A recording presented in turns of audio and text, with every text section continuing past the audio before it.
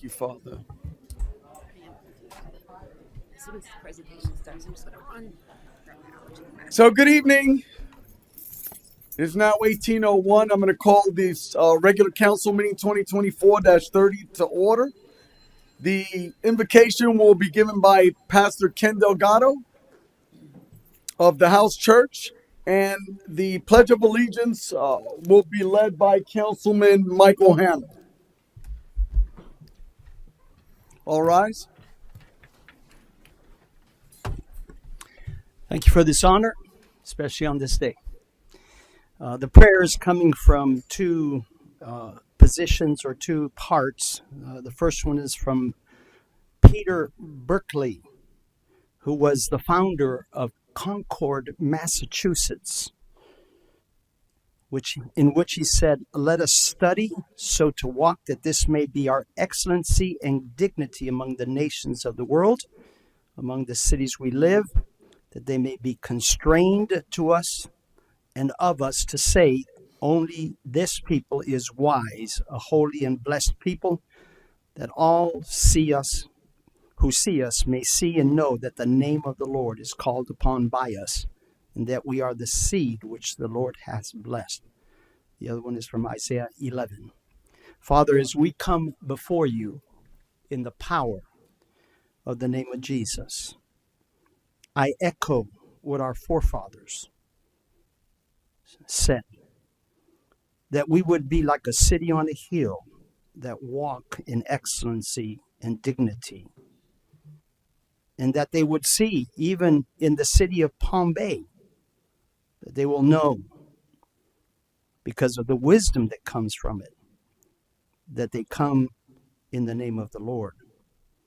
As I pray Isaiah 11, I pray that the Spirit of the Lord will rest upon these, our leaders, the Spirit of wisdom and understanding, the Spirit of counsel and of strength, the Spirit of knowledge and the fear of the Lord, that you may delight in those who fear the Lord, that they would not judge by what their eyes see or make decisions by what their ears hear, but with righteousness, that they may judge the poor and decide with fairness for the humble of the earth, in the power of the name of Jesus. Amen. Amen.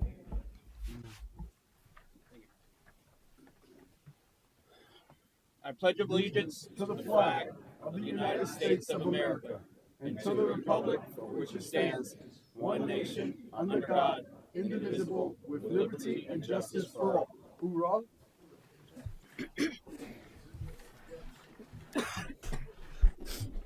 Ms. Leffler, roll call. Mayor Medina, Present. Deputy Mayor Jaffe, Present. Councilman Johnson, Present. Councilman Hammer, Present. Councilman Langevin, Present. Ms. Sherman, Here. Ms. Smith. Here. Thank you. Deputy Mayor? Deputy Mayor Jaffe, make announcements? Yes, thank you, Mayor. 3 vacancies on the Youth Advisory Board represents at-large student member positions. 1 vacancy on the Community Development Advisory Board to represent one of the following fields relating to affordable housing, baking industry, residential home building, or actively engaged in home building or for-profit provider positions. 3, 2 terms expiring on the Infrastructure Advisory and Oversight Board representing at-large positions. Item number 4, 1 vacancy on the Disaster Relief Committee Executive Board. Anyone wishing to serve on these boards can apply online at palmbayflorida.org or contact the City Clerk's office at 321-952-3414. Thank you, Deputy Mayor. We're now on agenda revisions. Madam Sherman? Thank you, Mayor. We have 2 items tonight. First, staff is requesting that item number 3 under public hearings be considered prior to the first public hearing. And also, discussion of the creation of a Citizens Budget Advisory Board has been added to the agenda as item 4 under new business at the request of Councilman Hammer. Thank you. Thank you, ma'am. Council, I need a motion to move item number 3 in public hearings up to be the first public hearing item that we discuss. Mayor, are these the items that are on final reading? They are, sir. Yes. Final Oh. reading for number 3. So, Mayor, we have 3 items tonight that are on final reading, and I was going to get to this point when we got to it, but we have a new council, 3 new council members, and I believe that we were just sworn in last night. So items that are on final reading, I was going to ask to table until the next meeting so that we can have the proper amount of time to go over them. You didn't go over them currently? Well, not as a council member, Mayor, and I'd like more time to go over the items in public hearing. Okay, let's take one at a time, council member Langevin, because there's some folks here that we're talking about. Some folks that they need these public drainage easements for some building matters that they're experiencing, right? So why don't we go with one at a time, and then if you wish to table it, we'll discuss it at that particular time. Is that okay? Very well. Mayor, if I may, Yes. the deadline for next meeting has passed for the advertisement, so it would have to be the meeting after December 19th. Okay, so we would actually prolong it longer, but let's take this one item at a time, Councilman Langevin. All right, sir? Very well. Okay. So I'll make So- that yeah. motion to move item number 3 under public hearings to be considered prior First. to the first public hearing. Okay. Second. I got a motion by Deputy Mayor Jaffe, seconded by Councilman Johnson. All in favor signify by saying aye. Aye. Aye. Aye. Any opposed? Passes 5-0. We are now on presentations. Madam Sherman. Thank you, Mayor. I'm looking in the audience. Is Trudy McCarthy here or someone from the EDC?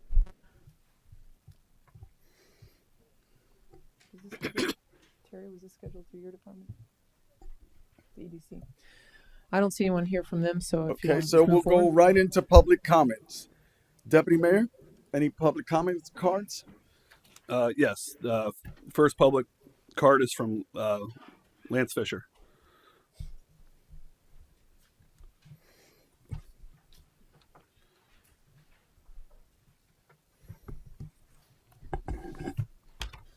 Lance Fisher, Deputy Chief, Palm Bay retired, 130 Malabar Road.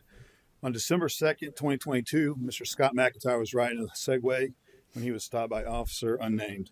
He was unlawfully detained and ultimately arrested for resisting. At the hospital, the corporal unarrested him because there was no charges to be filed. There's never been any charges to be filed. There's currently a civil rights lawsuit pending between Juan Castro, officer unnamed, and Derek Mitchell. December 11th, 2022, Jacob Mitchell was tased, beaten, while being placed under arrest for misuse of 911. He was ultimately transported to the hospital for facial injuries and a broken orbital socket. You can Google Palm Bay recorded punching suspect during arrest and watch the horrific video. Officer unnamed was just involved in the December 2nd incident. When Chief Mario Jello spoke to the officer in the parking lot, he replied, "I dealt with him before and he pissed me off." August 23rd, 2023, Officer Mitchell pulled up alongside Mr.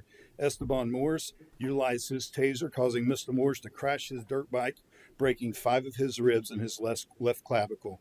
During the internal investigation, Officer Mitchell said he did not agree that tasing Mr. Moores, who was on a dirt bike traveling at 10 miles an hour from the passenger seat of a moving vehicle, would place Mr. Moores at risk for unnecessary injury.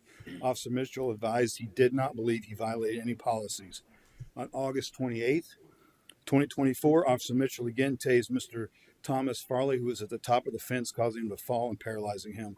The body camera footage is horrific to watch as the officers pull, twist, and command Mr. Farley to roll over after he's told them multiple times that he is paralyzed.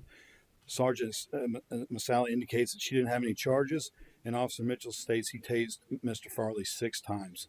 In violation of policy, the use of force was signed off by a lieutenant instead of a commander or deputy chief, and in violation of policy, the use of force indicated that the force was in compliance.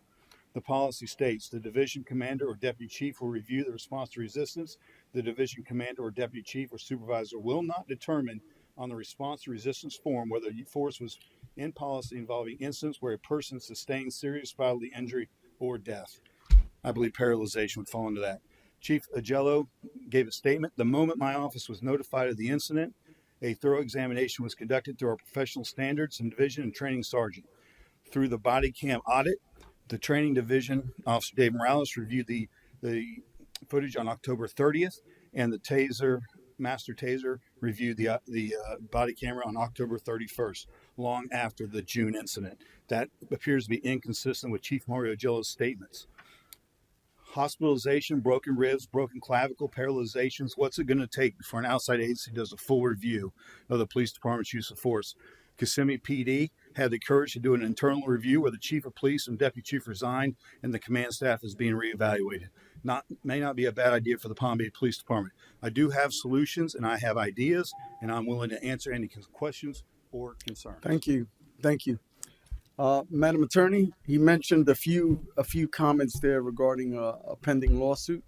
Yes. Would you please respond, sir? Thank you. Yes, You may be excused. There's going to be any questions for me? No, sir? negative, sir. No questions. I appreciate it.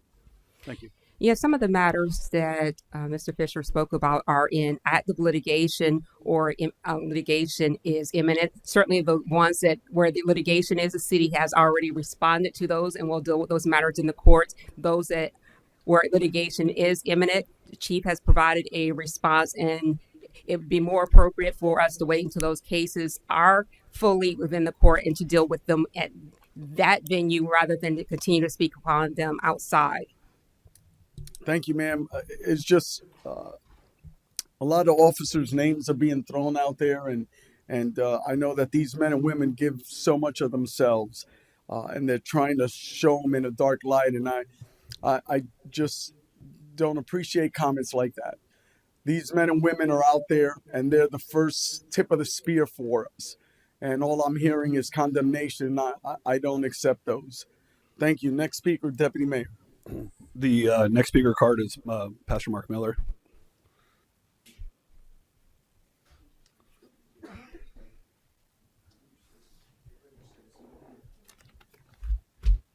All right, Pastor Mark Miller, 898 Nelson Avenue, man. Look at those smiling faces up there. Last night was awesome. It was great to be here as part of that kind of swearing in ceremony. And so God bless you guys, man. It was awesome. It was a beautiful night.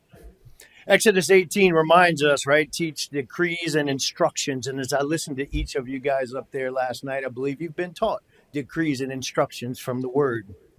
In verse 21, it says, select capable men from all the people, men who fear God, trustworthy men who hate dishonest gain, and appoint them as officials over thousands, hundreds, fifties, and tens. Now, based on my interaction with many of you guys during the candidate meet and greets before the election, certainly your public statements, and then last night's ceremony, I believe the people of Palm Bay have done just that, right? 100%. We have done our part. The city of Palm Bay has done our part. We have elected and selected men who say they fear God, trustworthy men who hate dishonest gain, men who say they're trustworthy, men who say that it's time to bring honor and integrity and honesty back into the greatest city on the face of the earth. So on this first day, the word that comes to my heart is accountability. Certainly to Master Sergeant, who's always here, certainly to the 140,000 residents of Palm Bay. But as men of God, as you all claim to be, there's accountability to the Lord God above, right? And in Romans, it says, every knee shall bow, every tongue shall confess. Then every one of us will give an account to God. In Matthew 12:36, it says, I tell you, Jesus is speaking. He says, I tell you, everyone is going to give an account on the day of judgment for every empty word they have spoken. And in James, whoever knows the right thing to do and doesn't do it, for them it is sin. So many more. Accountability. Just do everything as unto the Lord, right? With a righteous heart. And as you guys start a new year, a new season for this awesome city, you know, it's time to get to work. And it's time to get to work. And I'm filled with hope. I'm filled with a lot of hope for this city. I'm filled with a lot of hope with this city council that has been selected. I'm filled with hope that infrastructure and a balanced budget and good paying jobs are going to be coming to Palm Bay. I'm filled with hope that we can restore the trust, the integrity, the character, the accountability, and make Palm Bay the greatest city on the face of the earth. So I just came up today to remind you of who we actually serve at the end. To not forget the 140,000 that are here, and to thank you for your great service to this city And please know that myself and the entire congregation at Victory will be praying for you and are available for you. And if there's any way we can help, serve, or whatever, be it a spiritual advisory council or 30 years in aerospace leadership, whatever I can do, man, I'm here to help. And so is our church. And we want to be engaged in our community to change the face of the church and the community and to make some noise for Jesus to represent well. So God bless you guys. Thank you. Thank you. Next speaker. Next speaker card is Bill Batten. Master Chief. Bill Batten, 586 Ocean Spray Street, Southwest. I've got 2 items to address. First item is I'd like to recognize the newly elected council members. It looks good seeing 5 chairs up there filled instead of 3 or 4. 5 looks better. I greatly appreciate that, representing the city. I'd also like to recognize the mayor because he was reelected to the system. He's not a new member sitting up there. He was reelected into his position. So I recognize you also. My request, though, is that you do not overlook your oath of office that you took. Follow your oath of office. Stay true to what that oath said. That's the first part. Item number 2, I'd like to recognize an individual that was sitting up there, and that was Phil Weinberg. I wanted to do this when he was still sitting there, but I did not get the opportunity before he was back in the audience with the rest of us who are going to be watching your every action. So to Phil Weinberg, I can only address the mayor, but Phil, I see you. Thank you very much for what you did stepping up there and filling the gap for the citizens of Palm Bay. Right? I'm also very happy to hear that you're reapplying for your position on Tillman Canal District, Melbourne Tillman Canal District, and I wish you luck and thank you for volunteering to step forward when they needed somebody to step forward. Thank you.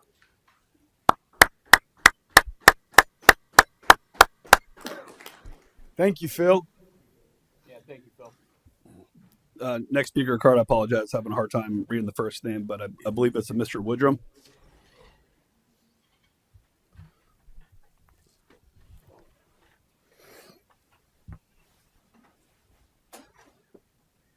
Good evening, Mayor and Council. Thank you for allowing me Get on. these 3 minutes. Right on the mount, sir. Thank you Thank for you. allowing me these 3 minutes, and this is for my 2 Marines up there. Hoorah.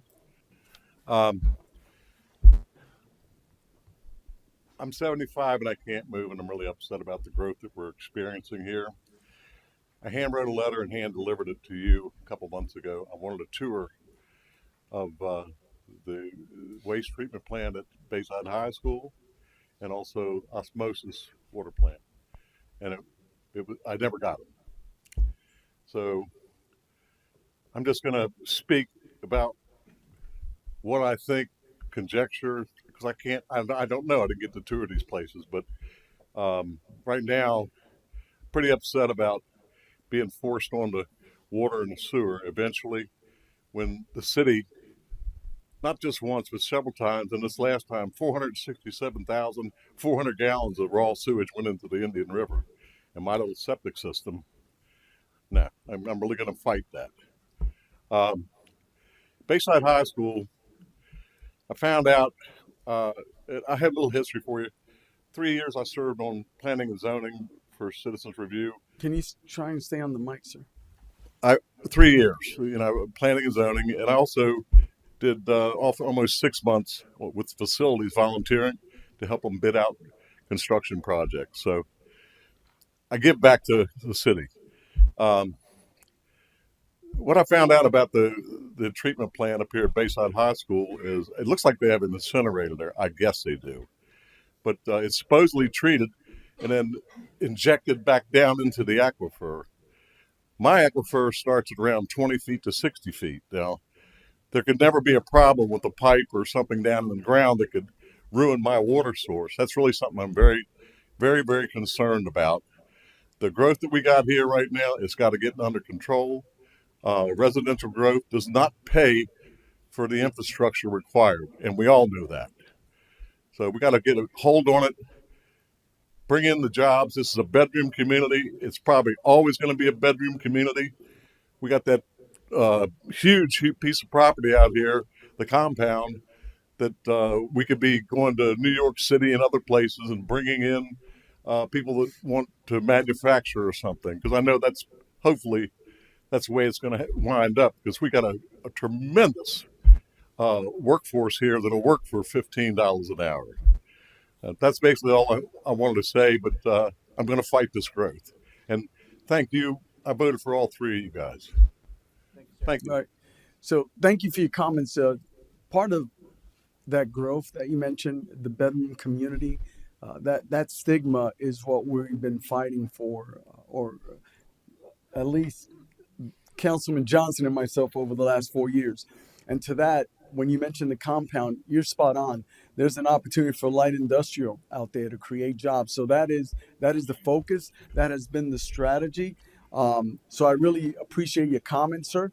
And we are working hard to try and make this city. I know for a fact, well, unless it's changed, but that none of it was zoned. If somebody wanted to come in and build widgets, they would zone it for their particular uses. St. Andre's is going to be the main in and then back out when that gets finished. Yeah, our issue is a little more than that. There's no infrastructure there right now. So we've been recruiting. We're big enough to have an airport, FedEx. Well, we could discuss that. Thank you. Sir. Thank you. Next speaker card, Robert Stice. Sit there.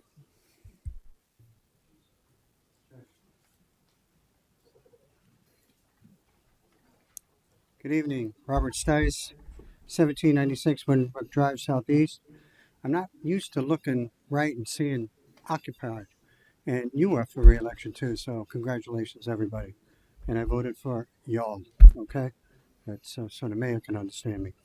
I don't mean to preach, but bear with me a little bit. We have a new, I was at the, come meet the people running for office and what have you. I know you want to jump in. I know you see areas to improve.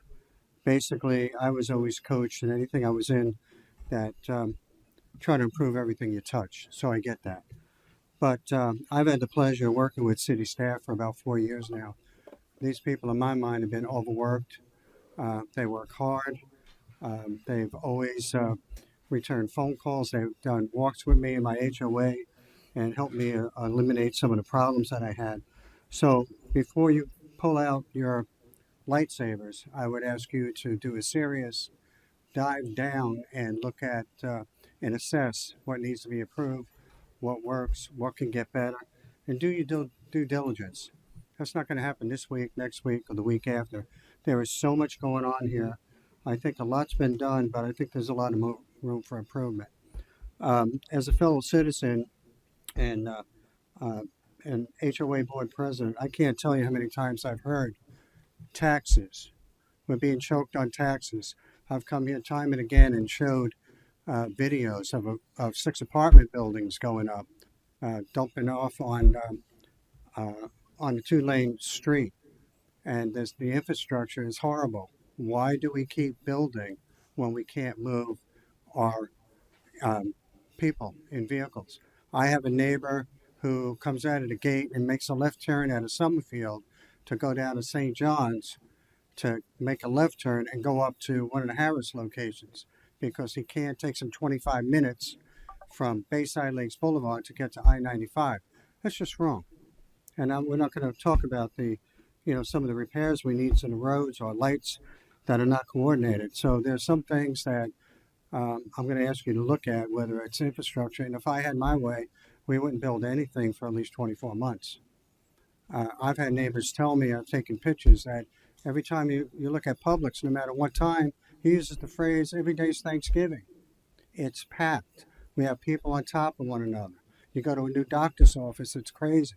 And it affects schools and everything else we touch. So I like what you said, sir, one time. Let's pay our bills and look at what we have and spend what you have, not what you don't have. Thank you very much. Next speaker. Next speaker is Pastor Delgado.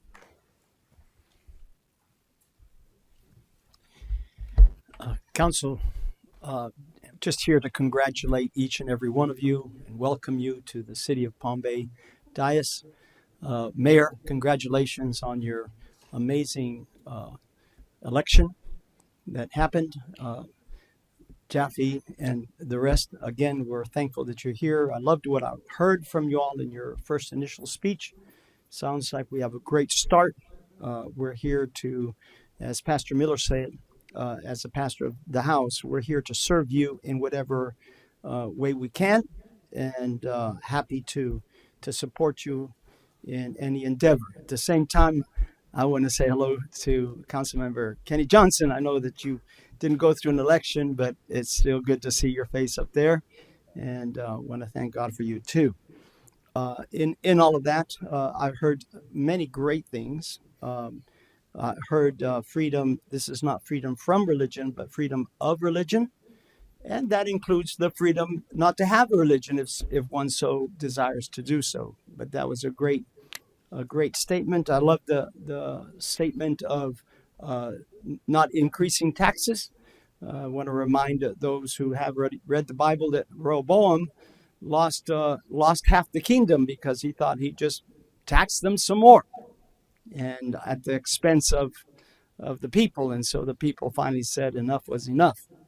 And so, last and not least, the prayer that I said this morning or this afternoon, and the invocation to not judge by what your eyes see.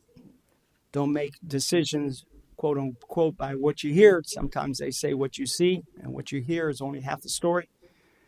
But seek God, ask for wisdom to see what He sees in every decision. And that, in some sense, might mean don't listen to me because He might be a little wiser than I am. The last time I saw, He was a lot wiser. But seek Him, pray. I heard they were going to pray before you start. What a wonderful way to start, that you would pray and ask God's wisdom. And then love the people. 2 commandments Jesus gave us was love Him first, but then love the people as yourself. And loving the people means listening, trying to make wise decisions, and may the wisdom of Solomon be upon you all. God bless you. Welcome. Thankful that you all are here. Thank you. Next speaker. Next speaker card is Michael Brietti.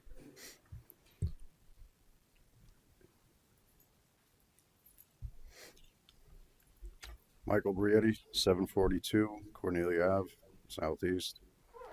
First off, I'd like to say congratulations to the elected. Second, I'd like to thank Public Works for correcting the storm drain issue that pretty much destroyed my property. And now I'm going to read because I'm not very good at open discussion like this.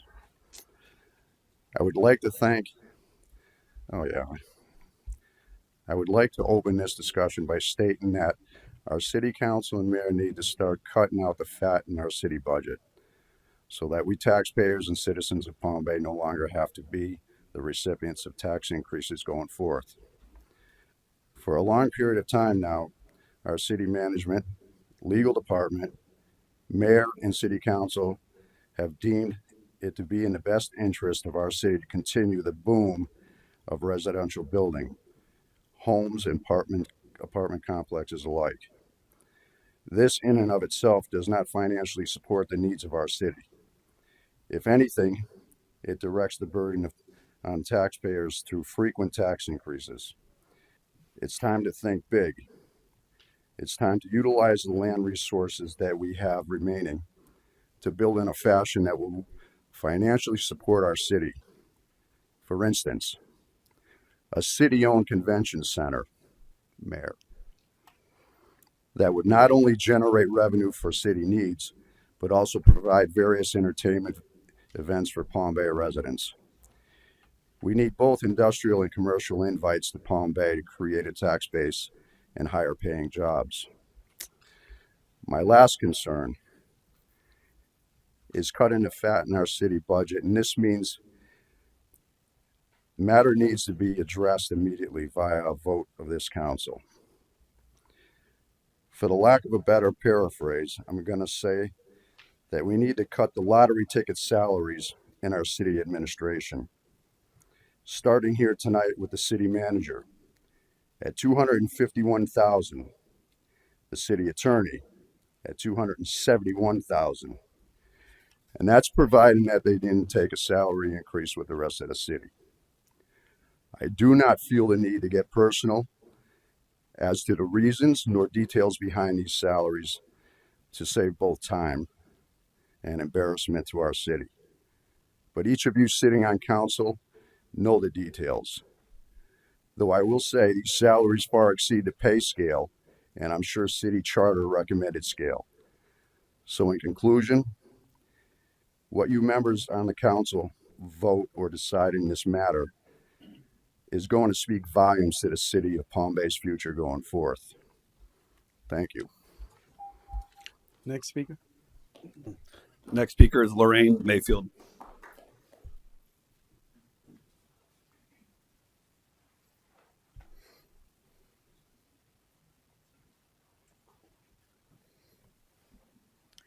Good evening, council members. As you know, my name is Lorraine Mayfield. I'm a new resident here to Palm Bay. I moved here back in January of 2022 with my son and my then dog that has sadly passed away as of Tuesday. I came here to speak to you. I had actually talked to Kenny Johnson about a month ago, letting him know that I had had enough. I drove all the way here, 2,500 miles by myself. No family was here, no friends, because I knew that this is where I needed to be. I don't want to get into the specifics, but I moved here for a purpose. I got my first house that I worked so hard for, built from the ground up in St. John's Preserve. When I went there to do my final inspection, I left in tears. Not tears in joy, but tears of sorrow. When they put my house together, I could tell that they did not care.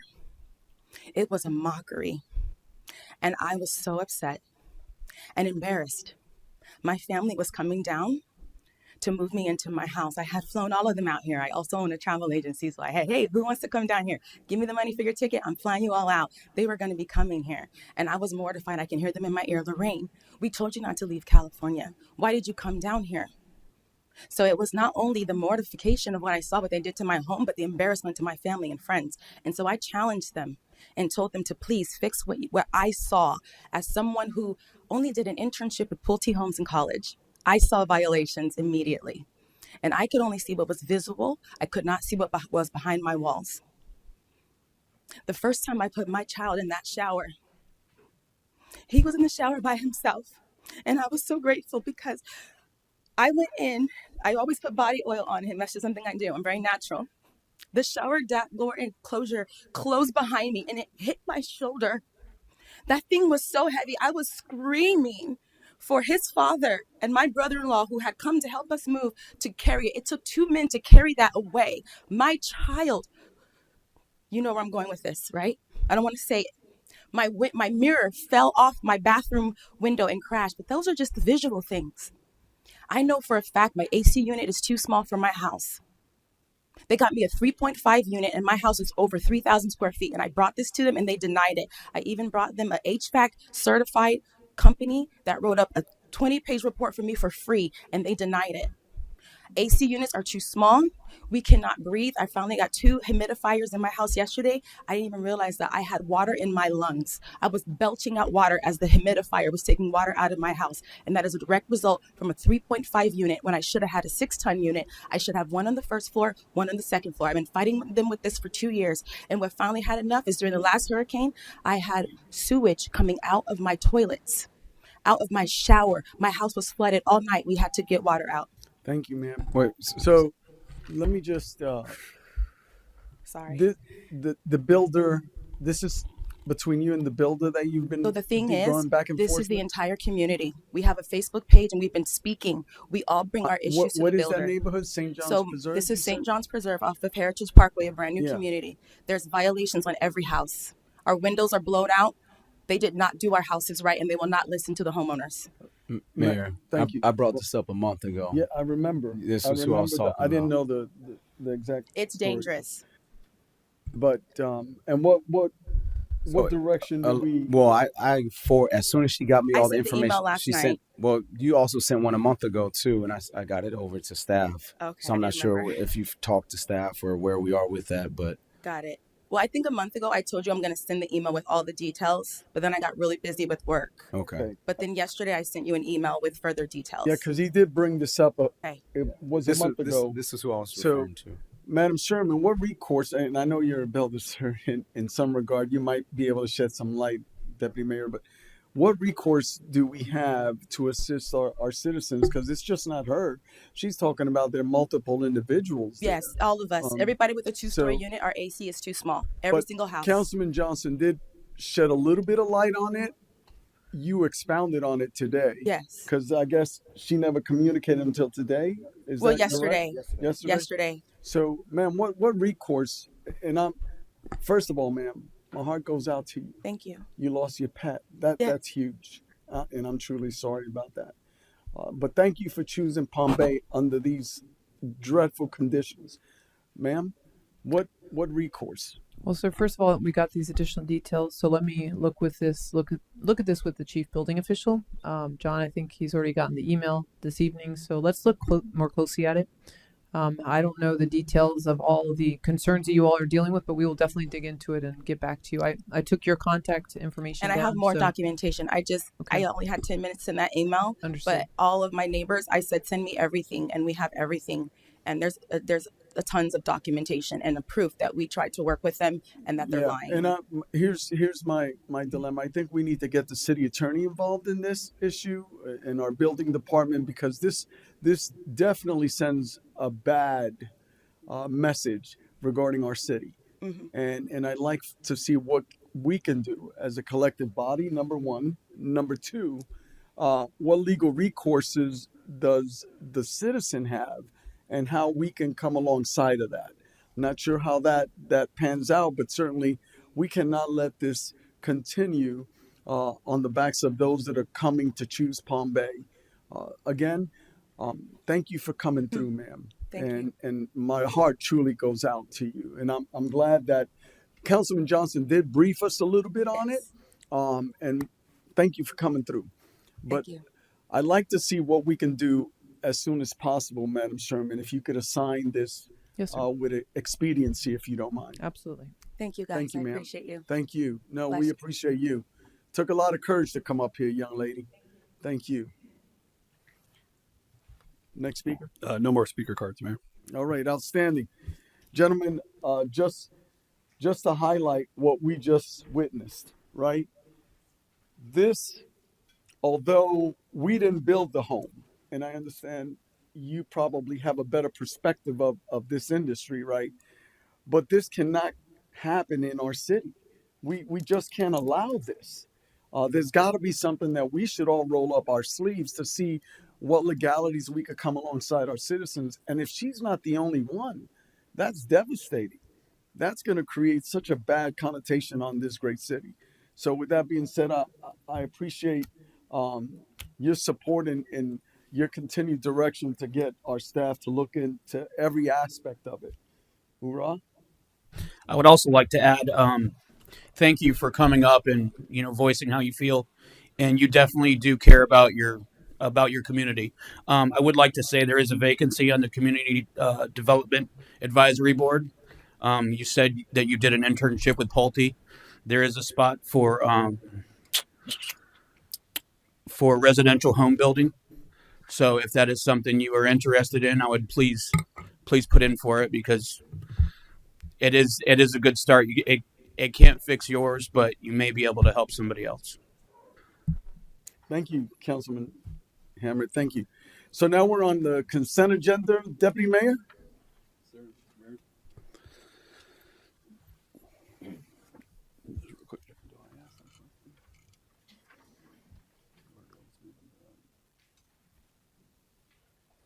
Are there any council members that wish to pull any item from consent? 2 and 8.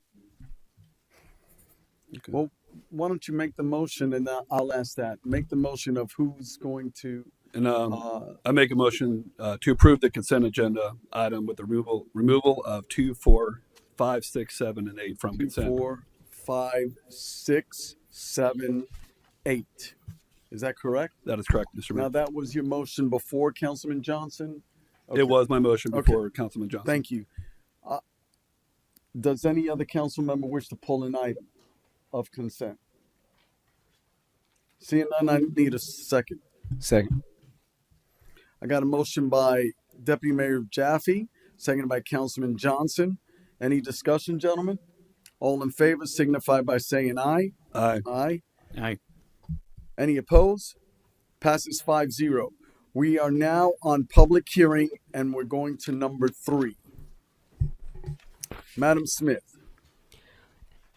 Ordinance 2024-61, an ordinance of the City of Palm Bay, Brevard County, Florida, vacating and abandoning a portion of the rear 20-foot public utility and drainage easement located within Lot 10, Block 608, Port Malabar Unit 13, according to the plat thereof, as recorded in Plat Book 15, page 56 of the Public Records of Brevard County, Florida, and legally described herein, providing for an effective date. Thank you, ma'am.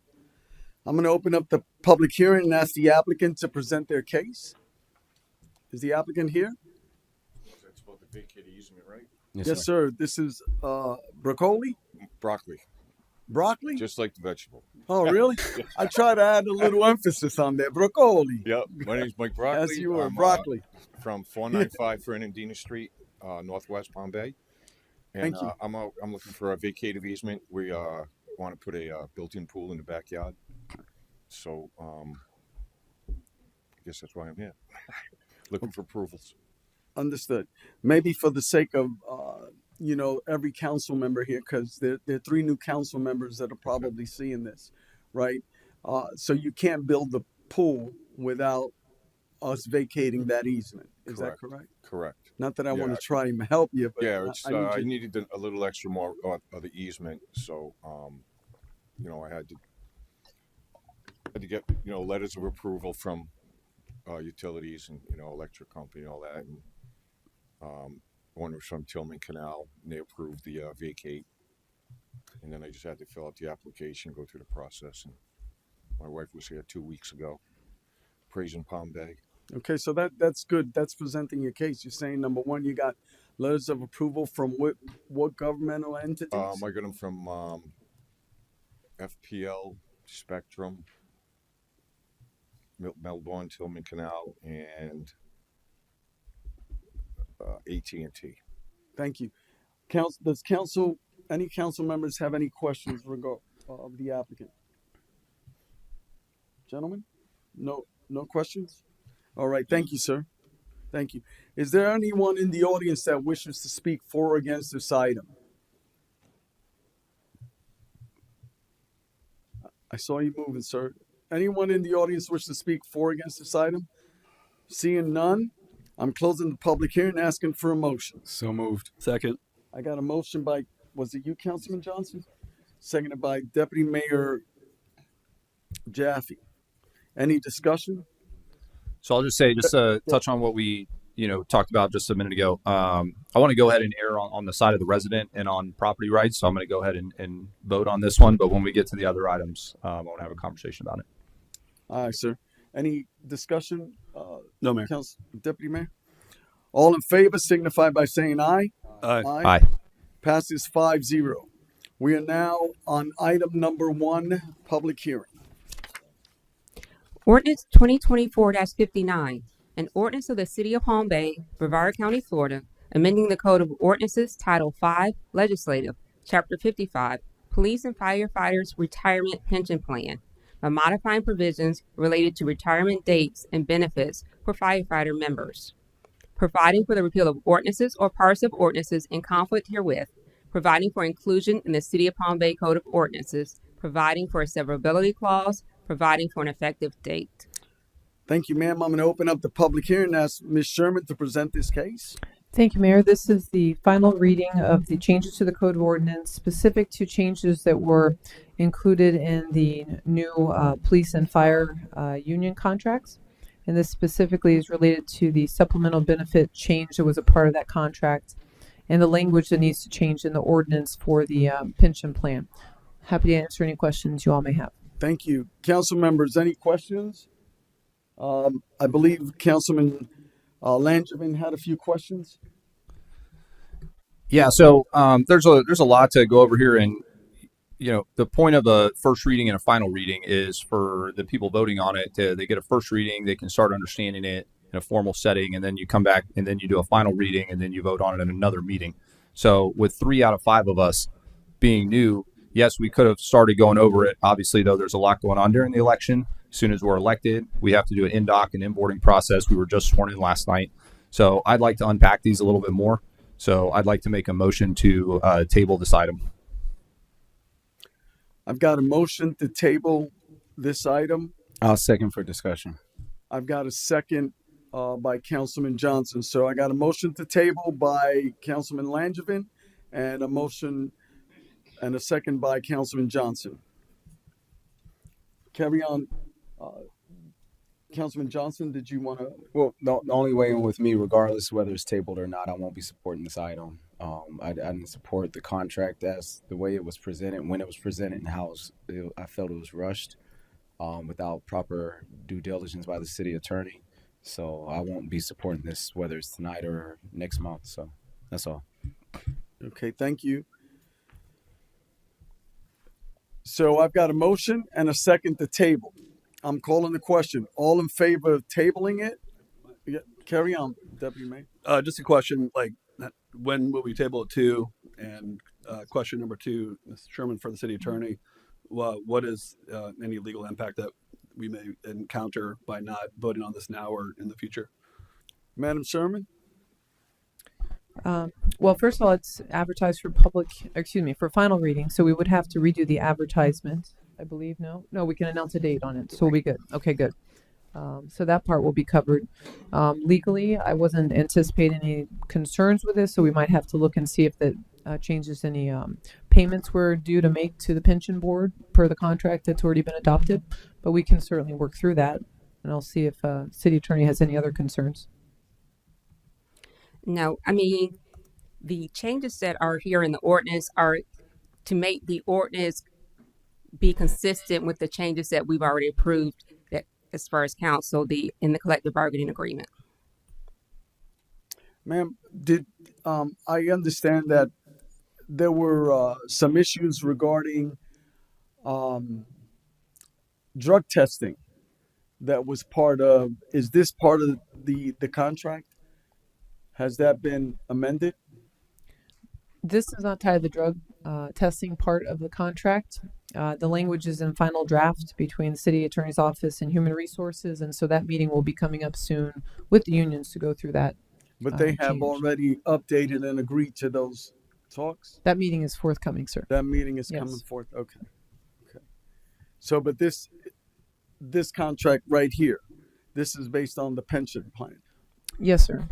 Okay. It doesn't have anything to do with that particular article in the contract you're All right. referencing. Any other questions? Right now, I've got a motion by Councilman Langevin to table and a second by Councilman Johnson. All in favor of the table signify by saying aye. Aye.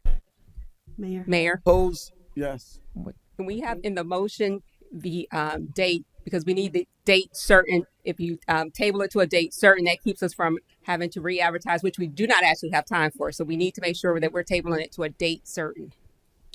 Okay. So I'll need a. Go ahead and withdraw your motions. I withdraw my second. Okay. Now, right now, your first motion dies, so I need a motion with a. Yeah, I'll make a motion to table this until the December 19th meeting. Second. I got a motion by Councilman Langevin to table till December 19th, seconded by Councilman Johnson. Any further discussion? All in favor signify by saying aye. Aye. All opposed signify by saying nay. Nay. Passes 4-1. We are now on item number 2. Ms. Smith. Ordinance 2024-60, an ordinance of the City of Palm Bay, Brevard County, Florida, amending the fiscal year 2024 budget by appropriating and allocating funds as outlined in attached Exhibit A, consisting of 6 pages, and Exhibit B, consisting of 7 pages, and incorporated in its entirety herein, recognizing that such appropriations must be made pursuant to the Code of Ordinances of the City of Palm Bay, Chapter 35, adopting, ratifying, confirming, and validating the allocations, providing for an effective date. Thank you, ma'am. I'm going to open up the public hearing and ask Ms. Sherman to present the case. Thank you, Mayor. This is the final hearing on the 5th budget amendment for the prior fiscal year. If there's going to be discussion about postponing this one, I would like to have the finance director come up and discuss, or assistant finance director, discuss some of the timing with closeout of the fiscal year, if that's certainly a discussion we can have. Okay, well, why don't you bring him up or bring Angelique up in discussion. Okay. Right. Angelica Collins is our assistant finance director, so she'll come talk through that a little bit. Good evening, Council. My name is Angelica Collins. I'm the Assistant Finance Director, and I oversee the budget area. This is a final reading. This is the final budget amendment for fiscal year 24. If this does not get approved tonight, you are not able to actually table this and move this to an later council date to hear that. You would be in violation of Florida statute. Florida statute only allows any municipality 60 calendar days from when the new budget is adopted to make any adjustments to the previous year. Our new budget was adopted October 1st. Therefore, the deadline to actually push this through is November 30th. So considering this is the last council meeting, this has to be approved tonight, it being the final reading. If you do not choose to approve it tonight and move it out to a later date, you would be in violation of Florida statutes. And if you choose not to approve the budget amendment, all the adjustments from the previous year, including additional funding that is allocated that has already been approved, any project closures, any additional grant revenue, I will not be able to recognize or make adjustments to the budget. Thank If you, you have any ma'am. questions, you can. Are there any questions, Councilman Hammond? Do they not allow any extensions? No, it's Florida statute. So it's a 60-day within the requirement. There's 60 calendar days to make any adjustments to prior year's budget. Okay, could you go into more detail if we were to vote no on this tonight, what that would look like?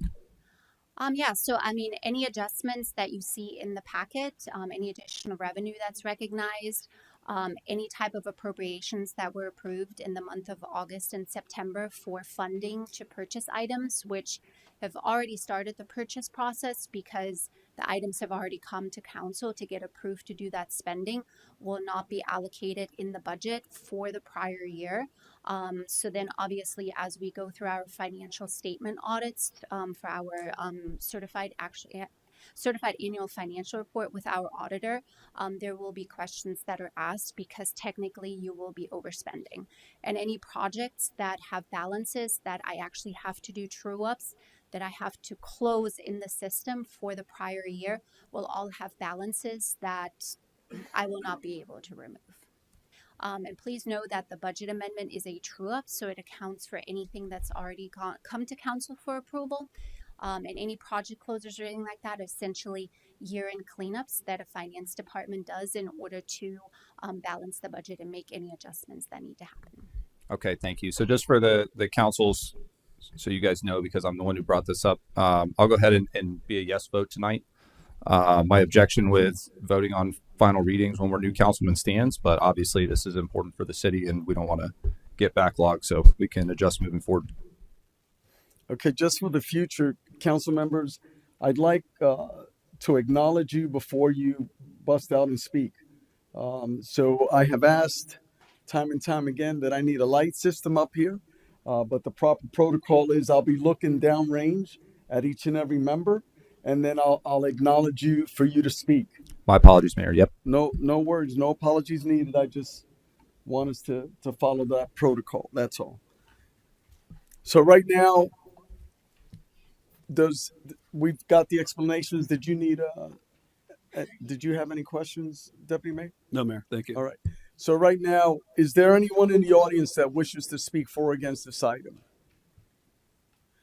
Seeing none, I'm closing the public hearing and asking for a motion. So moved. I got a motion by Councilman Johnson, seconded I'll second the motion. by Deputy Mayor Jaffe. Any discussion, Councilman Johnson? Any discussion, Deputy Mayor? No, Mayor. Any discussion downrange, Councilman Langerman, Councilman Hammond? I would like to say there are some things in here that I would like to discuss, but on the backside of that, I do not want to take a single second away from getting the new fire trucks and some of the public works equipment that we need desperately. So I do not want to risk that, and I'll go with it. Thank you, sir. I appreciate that. Thank you. So I've got a motion and a second. Councilman Johnson, seconded by Deputy Mayor Jaffe. All in favor signify by saying aye. Aye. Any opposed? Passes 5-0. We are now on consent. Item number 2.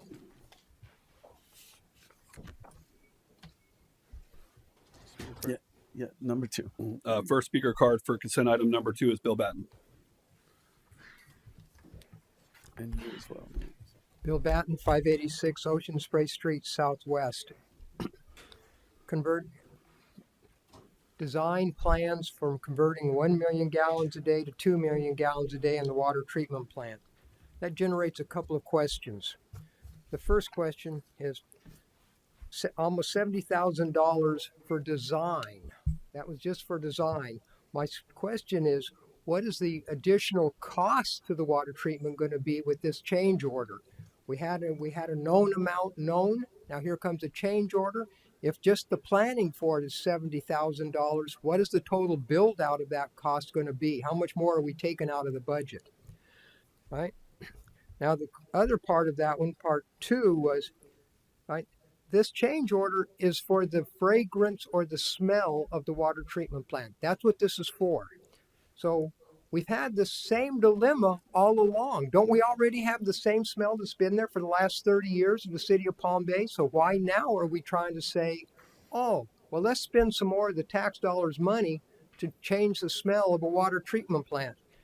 Yet the residents of the city of Palm Bay in the anaerobic water treatment plant they're having to install now for their yards, they're going to be facing the exact same thing because they're aerated tanks, exhausting to the atmosphere. So every resident is going to be stuck with the same smell. So what did we accomplish? We made the water treatment plant smell better if this happens, but yet every other resident in Palm Bay is atmosphering the exact same smell to their backyard. I just want, how much is it going to cost me? And look what you're asking the citizens to do that you're not even willing to do yourselves. Thank you. Thank you. Councilman Johnson, did you want to weigh in on this before Yeah. ask The Mr. only way Sherman? in I wanted to, I guess, ask staff was, why was this not considered before? Was this considered prior? Because you know how I feel about change orders. I've had great conversation with Mr. Barber. He educated me on the necessity, but when it's things that we can do to be proactive or preventive, I want to just question and just see if this was something that could have been caught earlier on and factored in, so it could have been at a cheaper rate, or to Mr. Batten's point, isn't even necessary. So, thank you, and I'm tracking that. So, Madam Sherman, you've got. Please start responding.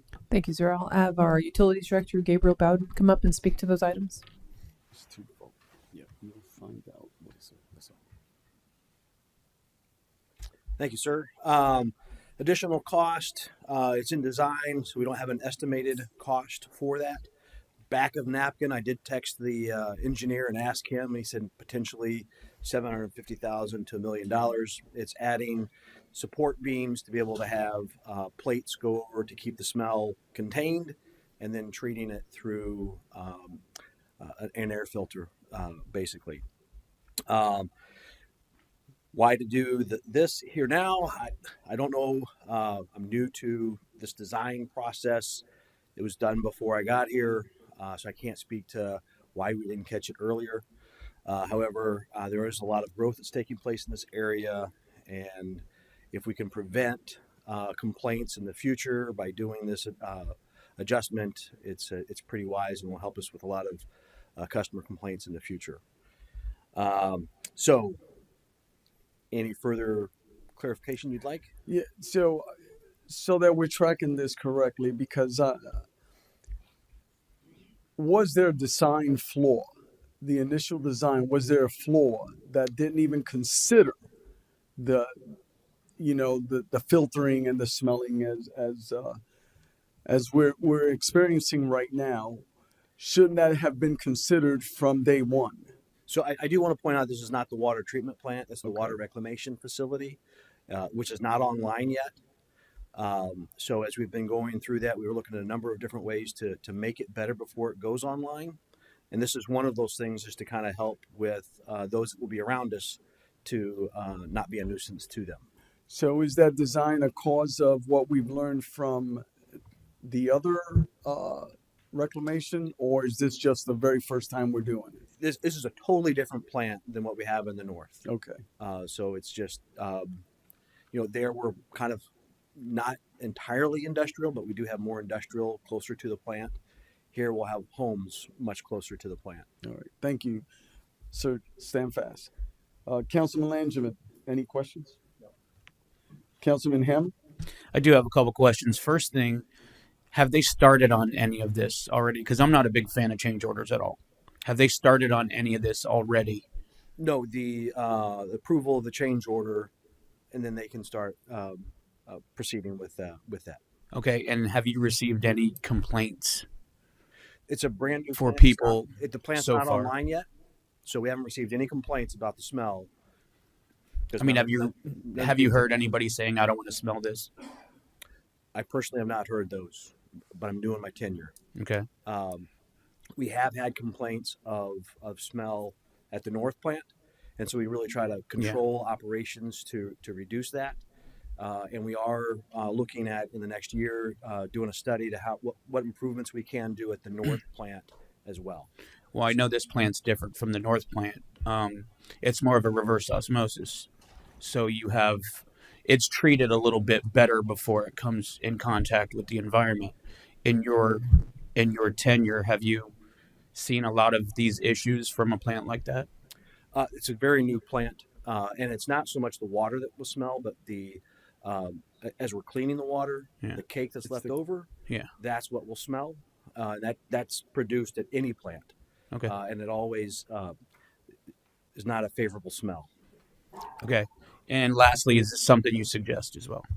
Yes. Those who are working closely with this are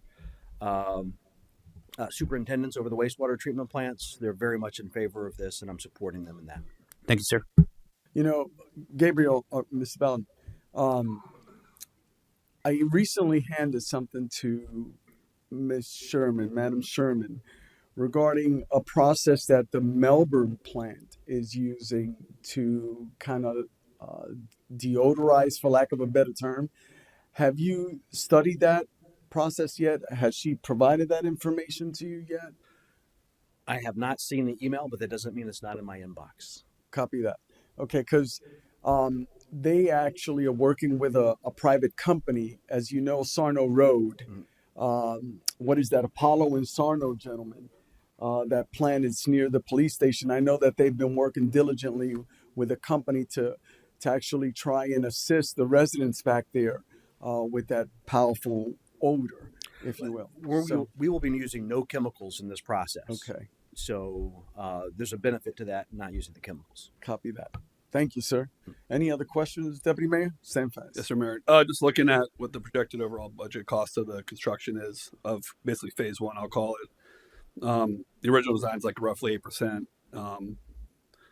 This change is basically the scope of the work. If you're saying $750,000 to back of napkin to $1 million is roughly 3% of what the original construction value may look like.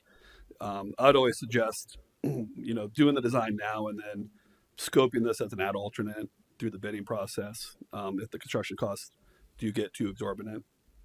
I do see this as being paid for out of the Utilities Department's connection fee fund and not out of the general fund. And then, what type of revenue will this plant provide to the city? Is it self-sustaining? Will this pay for itself? There'll be no cost to the city, but there will be cost to the ratepayers who are receiving benefit. through our water and wastewater fees. And then as far as like the maintenance of the air filter, what does that look like, and what is that cost projection? It's very simple construction. And I couldn't tell you what the maintenance will be on that yet. Once we know what construction is and what the O&M manual requires for maintenance, we'll have a better idea of maintenance cost. But it is a very simple construction which will aid in lower O&M costs. Thank you. Thank you. Thank you, sir. Okay, gentlemen, I need a motion.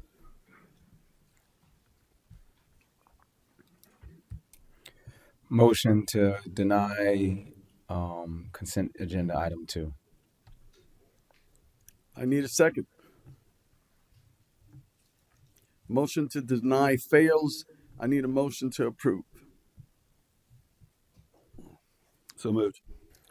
Got a motion by Deputy Mayor Jaffe, and I'll second. Any discussion? No. So I'll just say, gentlemen, this is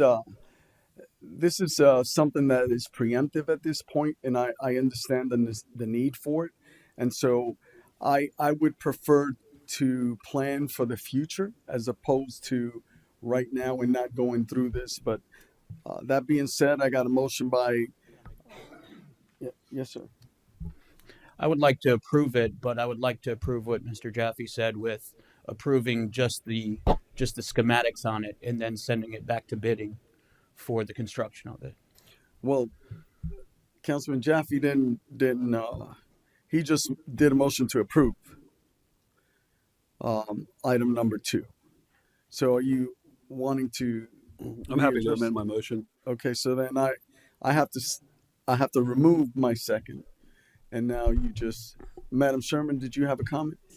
We might want to talk about that from a procurement standpoint. You're talking about making a different approach. Maybe George Barber can come up and get a little clarity from you all.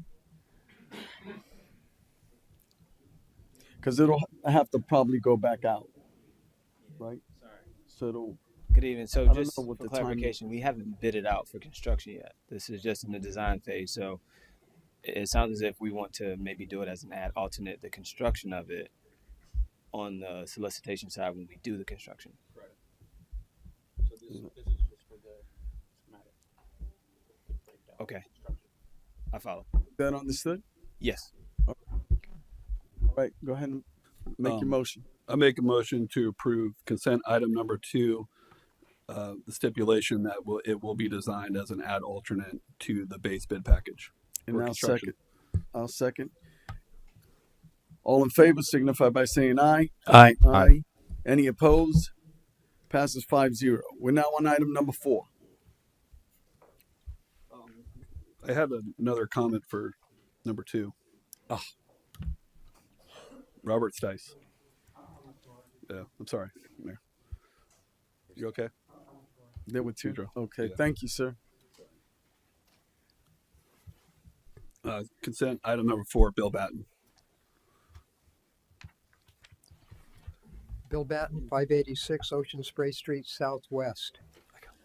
Debris removal within the city and the cost of having that storm debris removed, I understand that. Right? But I want to congratulate the city of Palm Bay.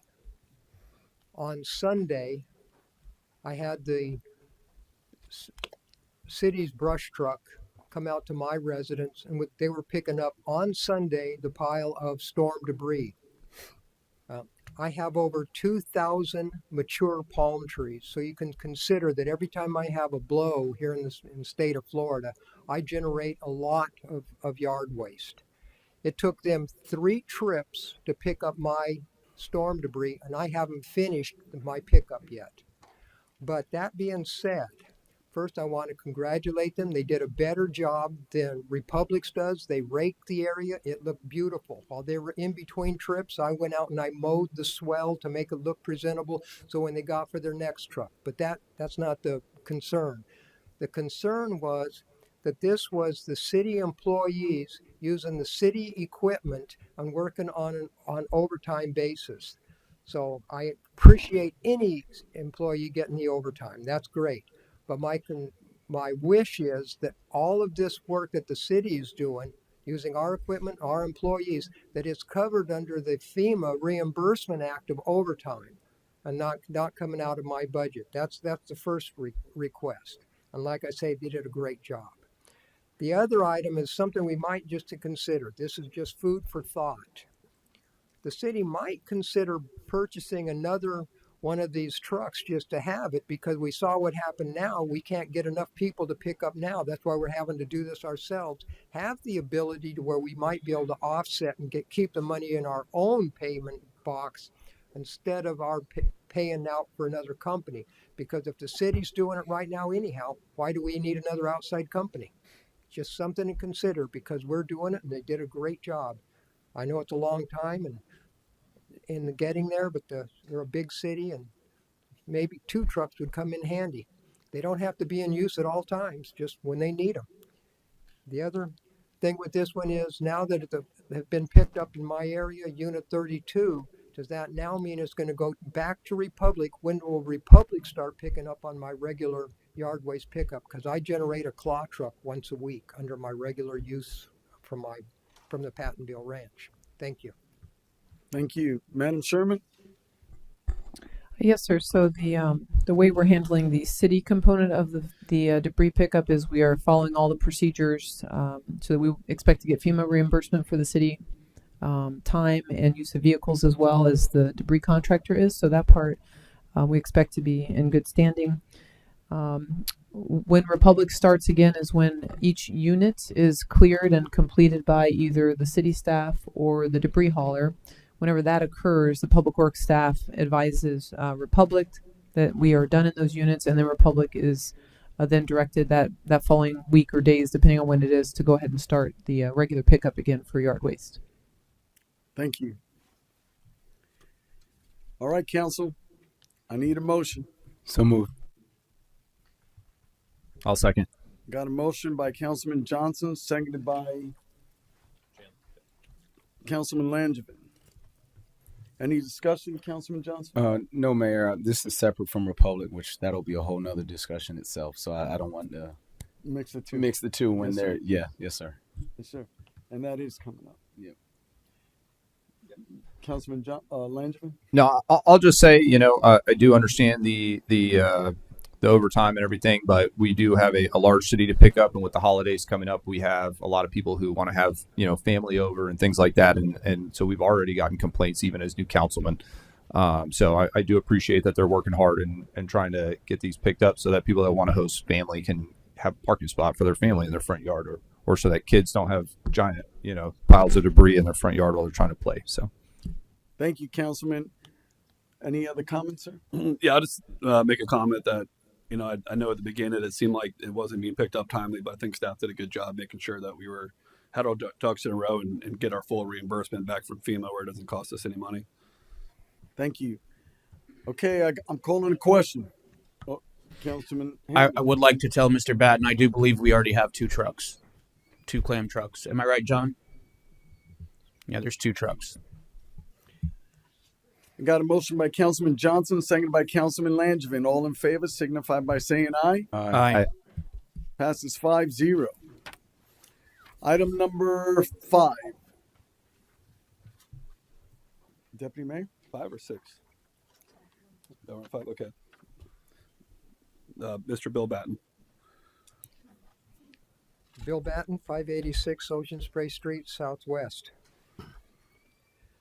This grant was for stormwater improvement on Conlin Boulevard, right? I understand what they're asking, and I understand what the overall objective is. But we challenged the stormwater management when the preliminary development plans were being submitted. I'm going back many years. I understand your new council up there, but that does not litigate the fact that we challenged what was happening on Conlin Boulevard when the development first came in because of how they were going to handle their stormwater. And I can say I was the one that was challenging it, so I know it did happen. Right? Now we are looking at a $1.8 million stormwater enhancement. So the question is, why was this not proposed with the original development plan? That would have made the developer responsible for the impact that was happening instead of the residents and their tax dollars having to be the ones that are paying the bill. Right?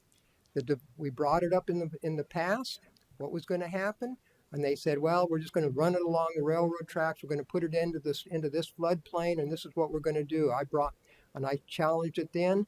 And here we are now looking at $1.8 million out of tax dollar money that could have been covered under the developer that got what they wanted and the residents did not. Thank you very much. Thank you. Madam Sherman? Thank you, Mayor. This is a project that came out of the state-funded appropriation project that was called the Turkey Creek Feasibility Study. It identified a number of projects that we could do as a city, both with stormwater funding and with grant money, to improve existing and a lot of very older drainage that affects Turkey Creek and Indian River Lagoon. So these improvement projects on Cadillac Drive and RJ Condon are related to existing older stormwater issues regarding treatment of stormwater in the city. So they're not specific to these newer developments I assume Mr. Batten is referencing. So that's what these are about. These are not about development-driven drainage issues. Thank you. Any questions, Councilman Landry? Any questions, Councilman Ham? Just for verification, this is the pond that's next door to Decana off of Kirby Circle, correct? I believe that is correct. I know. Okay, that's the one that's been there for 50 plus years. Exactly. Yes, sir. Any questions, sir? Any questions, Deputy Mayor? Okay, thank you. All right, I need a motion. So moved. Got a motion by Councilman Johnson. Second. Second by Councilman Deputy Mayor Jaffe. Any discussion? I'm good, sir. Any discussion, Deputy Mayor? No, Mayor. All in favor signify by saying aye. Aye. Aye. Any opposed? Passes 5-0. Now we're on item number 6, Deputy Mayor. Lance Fisher.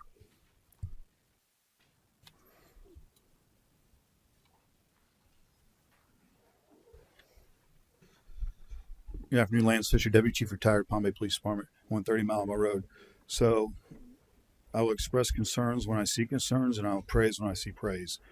On this topic, the Palm Bay Police Victims Advocate provides support and assistance to most of the vulnerable victims in Palm Bay. They work tirelessly day and night to ensure that they are there to provide any assistance needed. Each year, the VOCA grant letter indicates that funding is contingent on federal needs and to expect an increase in grant funding. This council should prioritize a plan to ensure that if the grant funding becomes unavailable, the program will be sustained by the Palm Bay Police Department budget. I'm asking that you guys support the chief's request to move forward with this grant, but also plan for the future if this grant does go away, because they do a tremendous amount for our community. Thank you. Thank you. Any questions of staff, gentlemen? Okay, I need a motion. I've got someone. So moved. Right now. Got a motion by Councilman Johnson. I'll second it. I'll second. Second by Deputy Mayor Jaffe. He beat you to it. Okay. Councilman Hammer. Councilman Johnson. I couldn't have said it better myself.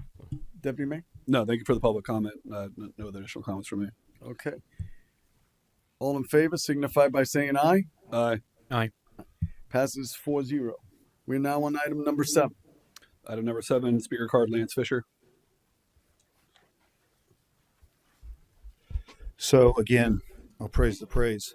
So Reindeer One is Lance Fisher, Palm Bay Road, 130 Palm Bay Road, Deputy Chief Retired, Palm Bay Police Department. Reindeer Run is one of the greatest events where officers and professional staff can give back to the community and put smiles on the family faces.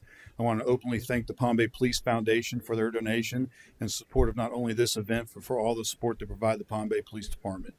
Prior to his retirement, Commander Lancaster worked diligently with community leaders to make the foundation a success.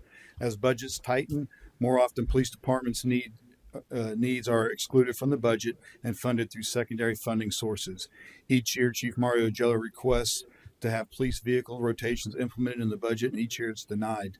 Secondary funding impact fees are used to cover the cost of those vehicles. I would encourage you guys, the new council, to prioritize a budgeted vehicle replacement plan so that the police department isn't relying on secondary funding that may or may not be there from year to year. I also would like to encourage anyone to donate to the Palm Bay Police Foundation to support those folks that protect us. Again, I would ask for your support for the chief's request to use the foundation funds to support Reindeer Run, and I would highly encourage the dais to come out and enjoy that day. It's probably one of the best days of the year for the department. Thank you. Thank you. Any questions, gentlemen? I need a motion. So moved. Got a motion by Councilman Johnson, I'll second. seconded by Langevin. Councilman Langevin. I'll get used to your voices, gentlemen. It's a little different when it's on the mic. All in favor signify by saying aye. Aye. Passes 5-0. We're now on item number 8. Deputy Mayor. Bill Batten, come on. Bill Batten, 586 Ocean Spray Street Southwest. I've got two items to address on this one. The first one, doesn't the city currently have an emergency management plan and team? That's the first question. I would assume that we already had an emergency management team and a plan in action because we just lived through it. Item number 2, the grant was denied. That's what this was for a grant. The grant was denied. So my statement is, we did not get the grant, so leave the general undesignated fund alone. It is not a checkbook for departmental whims. We already had a program, we already had a plan, so why did we need to invest $20,000 into something different? We didn't need it, so why ask us to apply for something that we don't need to spend it on? I realize it was only $20,000, but that was $20,000 that could have saved several potholes in the street, right? Because it comes out of undesignated general fund, right? The other item on this one was that isn't the third floor of the new building supposed to be the emergency management control center? So that's where, let's start looking at that one and where we're headed with it, because otherwise we just have a vacant floor up there, right? Thank you much. Thank you. Madam Sherman? Thank you, Mayor. Yes, we do have an emergency management plan and team. The team is actually housed in the fire department, and certainly Chief Stover can talk more about that if council desires. He can also speak more to the benefits of having a CERT team that the reason he's brought this forward. Certainly as a council policy decision, if you'd like this or not, and he can brief you all further tonight if you would like. And also the EOC is on the second floor. That is part of the build out for Building E. Yeah. Why don't we have the chief come on up Yes, sir. and share Sure. the vision that he had.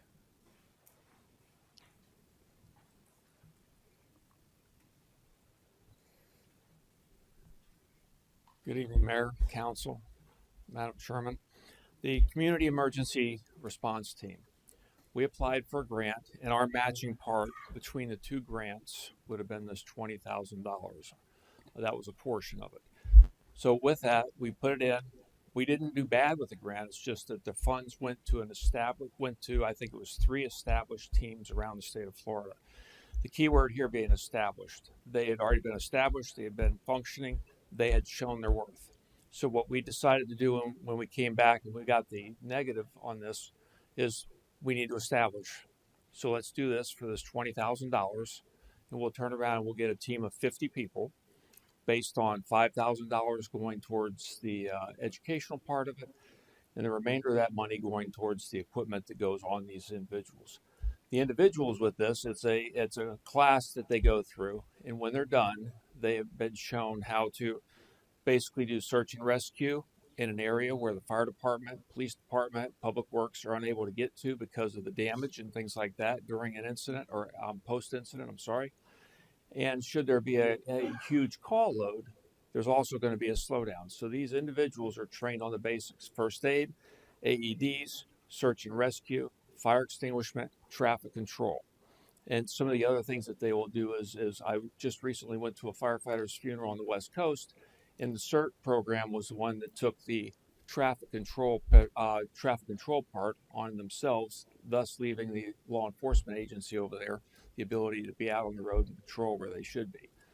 So what we'll do is we'll set this down, and in the beginning phase of this is if we are allowed to go forward with this, we'll get the training done. There'll be at least 3 people on staff. It looks like it'll most likely be probably 5 or more at this point. They'll go through the class. They'll all be trained on these different items and then some.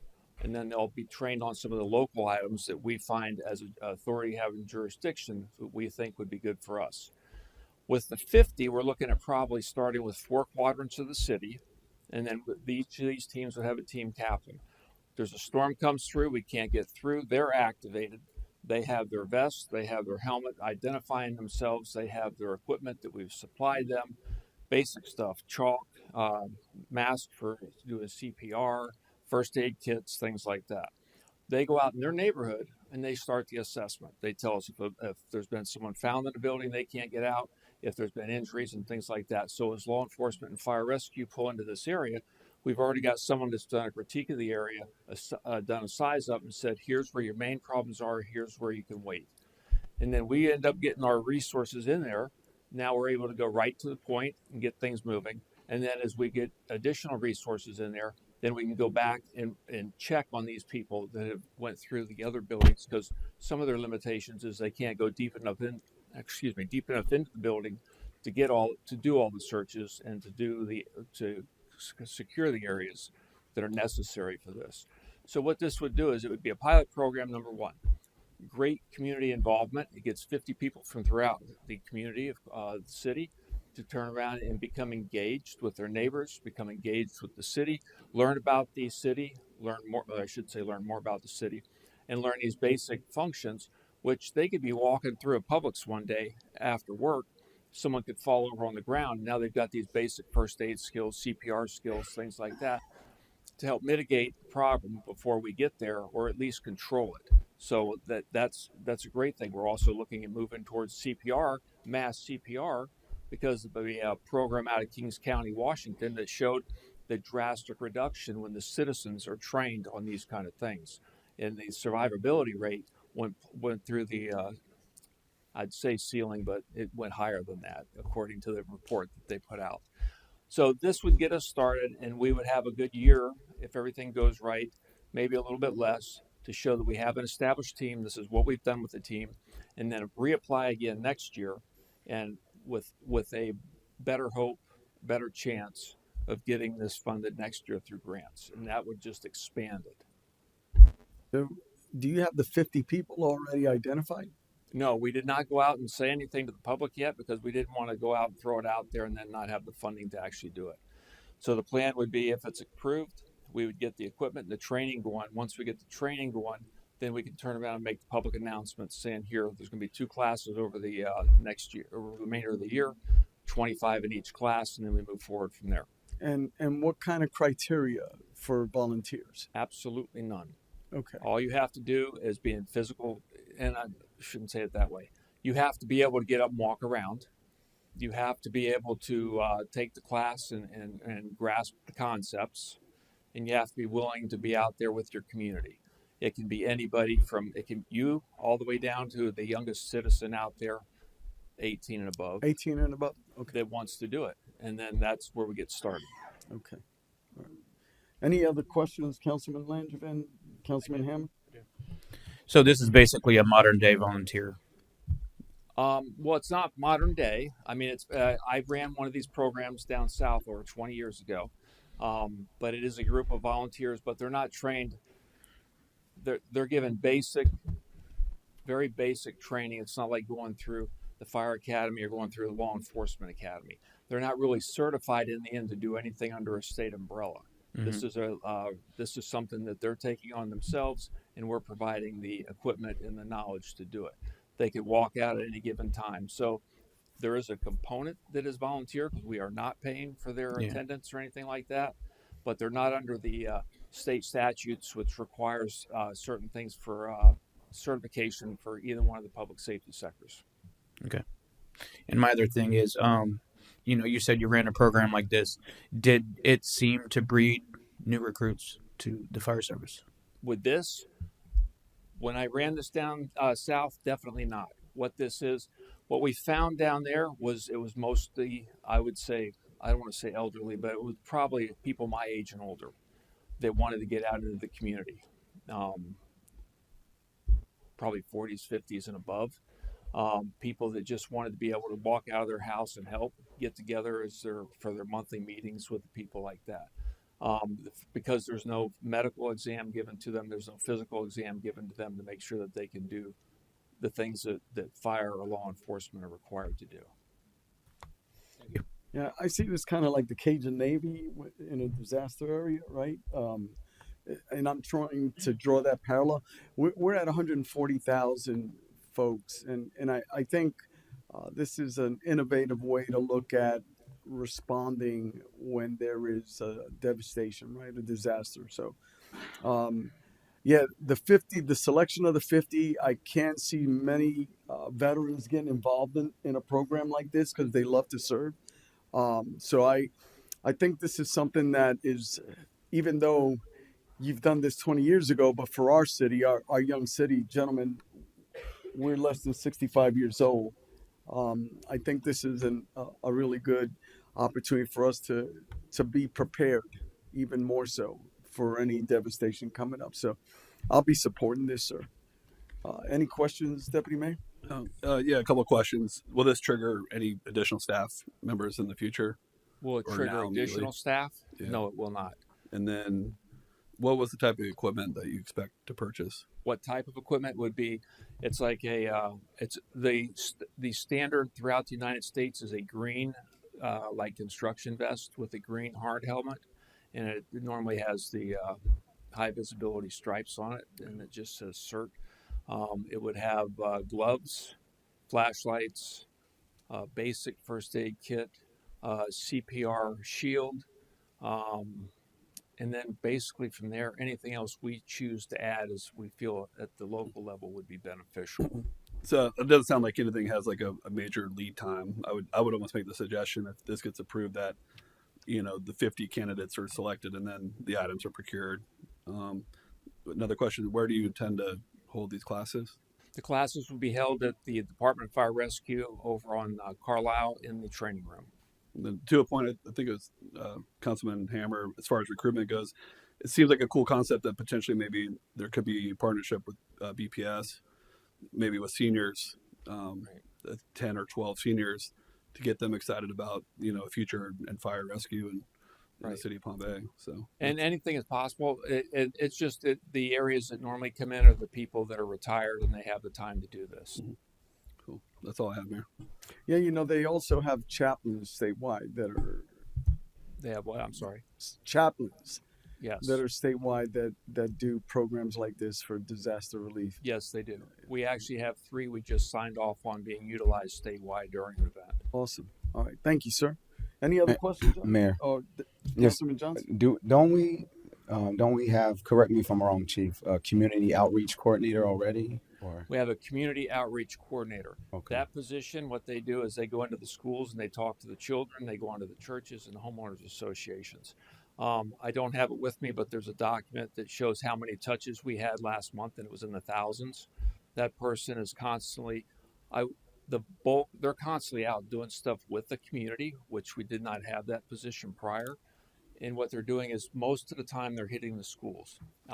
K through, I would probably say about 6 is her target area. Okay. And then for the special project coordinators positions that were approved, what's entitled in that job criteria? I don't have the exact announcement with me, but what they're going to do is they're going to be responsible for helping update, because yes, the city does have a plan, and what we're doing right now, the only reason it has not been updated this year is what most of the cities do is they wait for the county to put theirs out, so there's no discrepancies, or they're doing one way, we're doing another, and we blend the two together. Okay. So as soon as the county gets that out there, which I want to say they're like a month or 2 from getting that out, if I remember correctly, we'll go ahead and move forward with doing that. And then these individuals will also be part of the CERT team. There is, I do know part of the requirement is that they become CERT certified as an instructor. So they'll be part of the group of people from the or from headquarters that go out and train the individuals. And then they will help write grants. We'll be more focused on the emergency management side of the grants. And they'll do whatever else is they're activated during emergencies like we just had. They'll be in the EOC making sure that all the different areas that need to be addressed are being addressed. Okay. They also will go out to other areas that the community resource person does not go out to, and with a focus mostly on more like the medical, the CPR, but the big thing will be emergency management preparation. Okay. Because my thought, Mayor, my thought, Chief, because I had the first two questions Bill asked were my first two topics I was going to speak on. And when I look at that, we already have a community outreach and special project coordinators. When I think special project, I see this as a special project. So I see how the two can coincide for this first year. Right. And I don't want to get in the habit, which we usually don't. We haven't done it in the past, really, Mayor. If we don't get the grant, then we use undesignated fund balance. Right. While I feel maybe we can equip overtime for the community outreach coordinator, because this will be an additional task. But that's where I was thinking, sir. So if you have a if we have the two emergency coordinator positions and we have the community outreach, that's going to triple what we normally do right now, because there will be the opportunity for the overlay where if they need to go out to the schools and stuff, they could tie in with the community outreach. The current lady that's doing it, she'd be able to go the other right there, because we have areas of the year or times of the year where the community outreach person is unbelievably busy, than others where she's just regular busy. I mean, she's out at several schools, but during like fire prevention month, during the holidays when there's fire safety speeches, things like that, that's what she wouldn't be able to get involved in this. But after the holidays, they could kind of blend in and get out to the public together. One thing we've been severely lacking in the Department of Fire Rescue is getting out to the community. That's been one of our big focuses over the past year, is getting people out to the community. We're also working with the schools at the command staff level to make sure there's a chief officer in presence of all the schools in the city. So we're doing everything we can. This is just going to be another way to take it to the neighborhood level. All right, thank you, man. Does that Thank you, Chief. conclude Yep. your questions? Councilman Landry? So, I'm not in theory against this program, and I do actually like it in some respects as a Navy corpsman. But I think we're trying to build 3 new firehouses right now, and buy a bunch of fire trucks. So, kind of where I'm at right now is, even though it's a little bit of money, it's not a lot. I think we should be really dumping all of our priorities into kind of what we absolutely need right now, and then once we get up to that level, then maybe we could start looking at a program like this. That's kind of where I'm at on it. I know it's not a lot of money. It's only $20,000, but it is kind of a perception issue as well, that why are we asking for so much for 3 firehouses, for new fire trucks, but then we're kind of doing something like this. So that's kind of where I'm at. Understood. Thank you. Thank you. Any additional questions? All right. Thank you, sir. Appreciate your time. I need a motion. Motion to deny. Seconded. I got a motion to deny by Councilman Johnson, seconded by Councilman Langevin. Right? Okay. Any discussion? No, just I feel we can handle this and take care of this in-house with what we have. Our men and women are more than capable. With regards to times of peak times where they're busy, we could just set up the classes and courses on times when it's low season. So that's where I would encourage us to apply again next year. But we can get this up and running, kind of like how the VCOPs are active all the time, but once they're trained, they're ready to go. They don't need constant holding of the hand. They're good to go. So that's all, Mayor. Okay. Any additional questions? I would like to say I am all for putting all of our focuses on the new stations, outfitting the stations, and the new trucks needed. Okay. So I feel that this is a worthwhile program, and continuing to build on those emergency responses. I could see the community rallying around this. I could also see this growing up. You mentioned the VCOPs. I think when there is devastation and our first responders. And I got to tell you, I was out there the last few hurricanes that we had, and we were truly blessed. I was hands on deck. A lot of the first responders, I was out there with them as well. And I could see where their duties are, and we weren't hit. But I could see, as a matter of fact, you drove by, and while I was directing traffic at one event, Councilman Hammer, and I can tell you that their focus is going to be specifically for those emergencies, right? Where I could see a lot of these individuals, our volunteers, our core. So I think it would be a worthwhile project for us to go, and I believe it is an investment not only in our citizens but in our city and in our responses. When it comes to devastation, this is all training. But here's the intangible that I think he mentioned that we didn't catch, and it was that you're sitting at a Publix, you're standing at a Publix, and someone falls. Someone's got a cardiac arrest. Immediately, those that are trained that might be online goes into immediate action. As a corpsman, you know how that works. And so I think that investment into our community is worthwhile. I understand the argument. We do have, and I am going to talk about those public safety surety bonds. That's another item on the agenda that I wanted to have that discussion with council. That's why I placed it on the agenda. But this is more than sometimes there are intangibles that we will get by the investment. And quite frankly, gentlemen, I see it as an investment not only in our firefighters, but those citizens that we have out there who may be quite capable of saving a life. And if they just save one life, that would have been well worth the investment. So, as for me, as I said, I would support this, but I understand council's desire. But I'm going to call the question. I got a motion to deny by Councilman Johnson, seconded by Councilman Langevin. All in favor of the denial signify by saying aye. Aye. All opposed, nay. Passes 4-1. So we are now on unfinished business.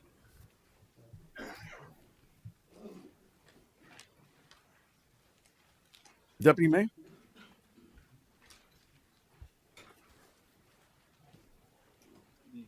Unfinished business is the appointment of one member to the Melbourne-Tillman Water Control District. Yes. And I make the motion to appoint Philip Weinberg to the Melbourne-Tillman Water Control District. I second that motion. I got a motion by Councilman Jaffe, seconded by Councilman Langevin. All in favor signify by saying aye. Aye. Aye. Passes 5-0. We are now on item number 1 under new business, but we're going to take a 5-minute recess.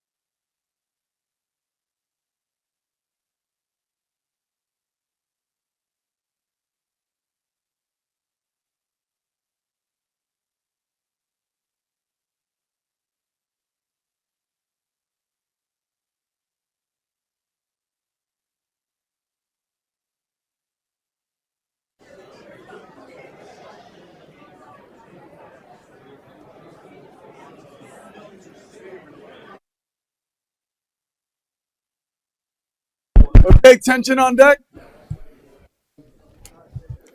I'm going to call this meeting back to order.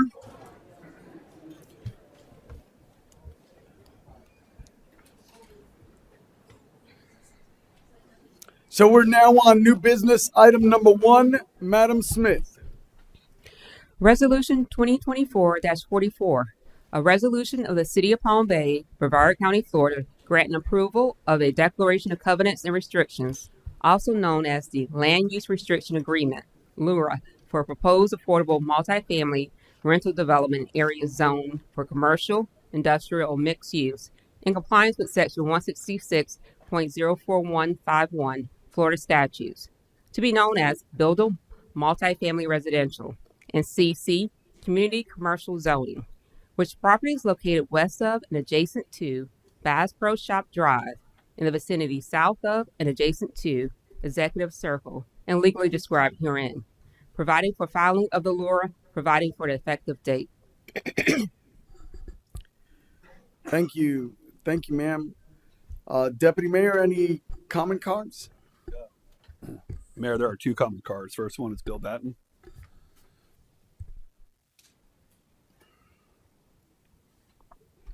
Bill Batten, 586 Ocean Spray Street Southwest.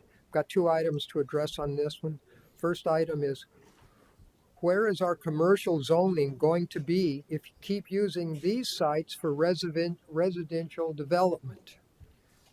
And I understand that this is going to be a shared process, but 30% of your commercial is not 100% of your commercial space available.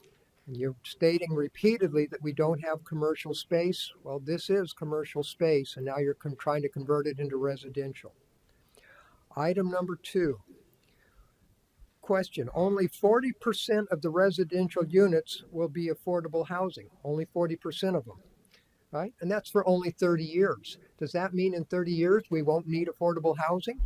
I'm just asking simple questions, right?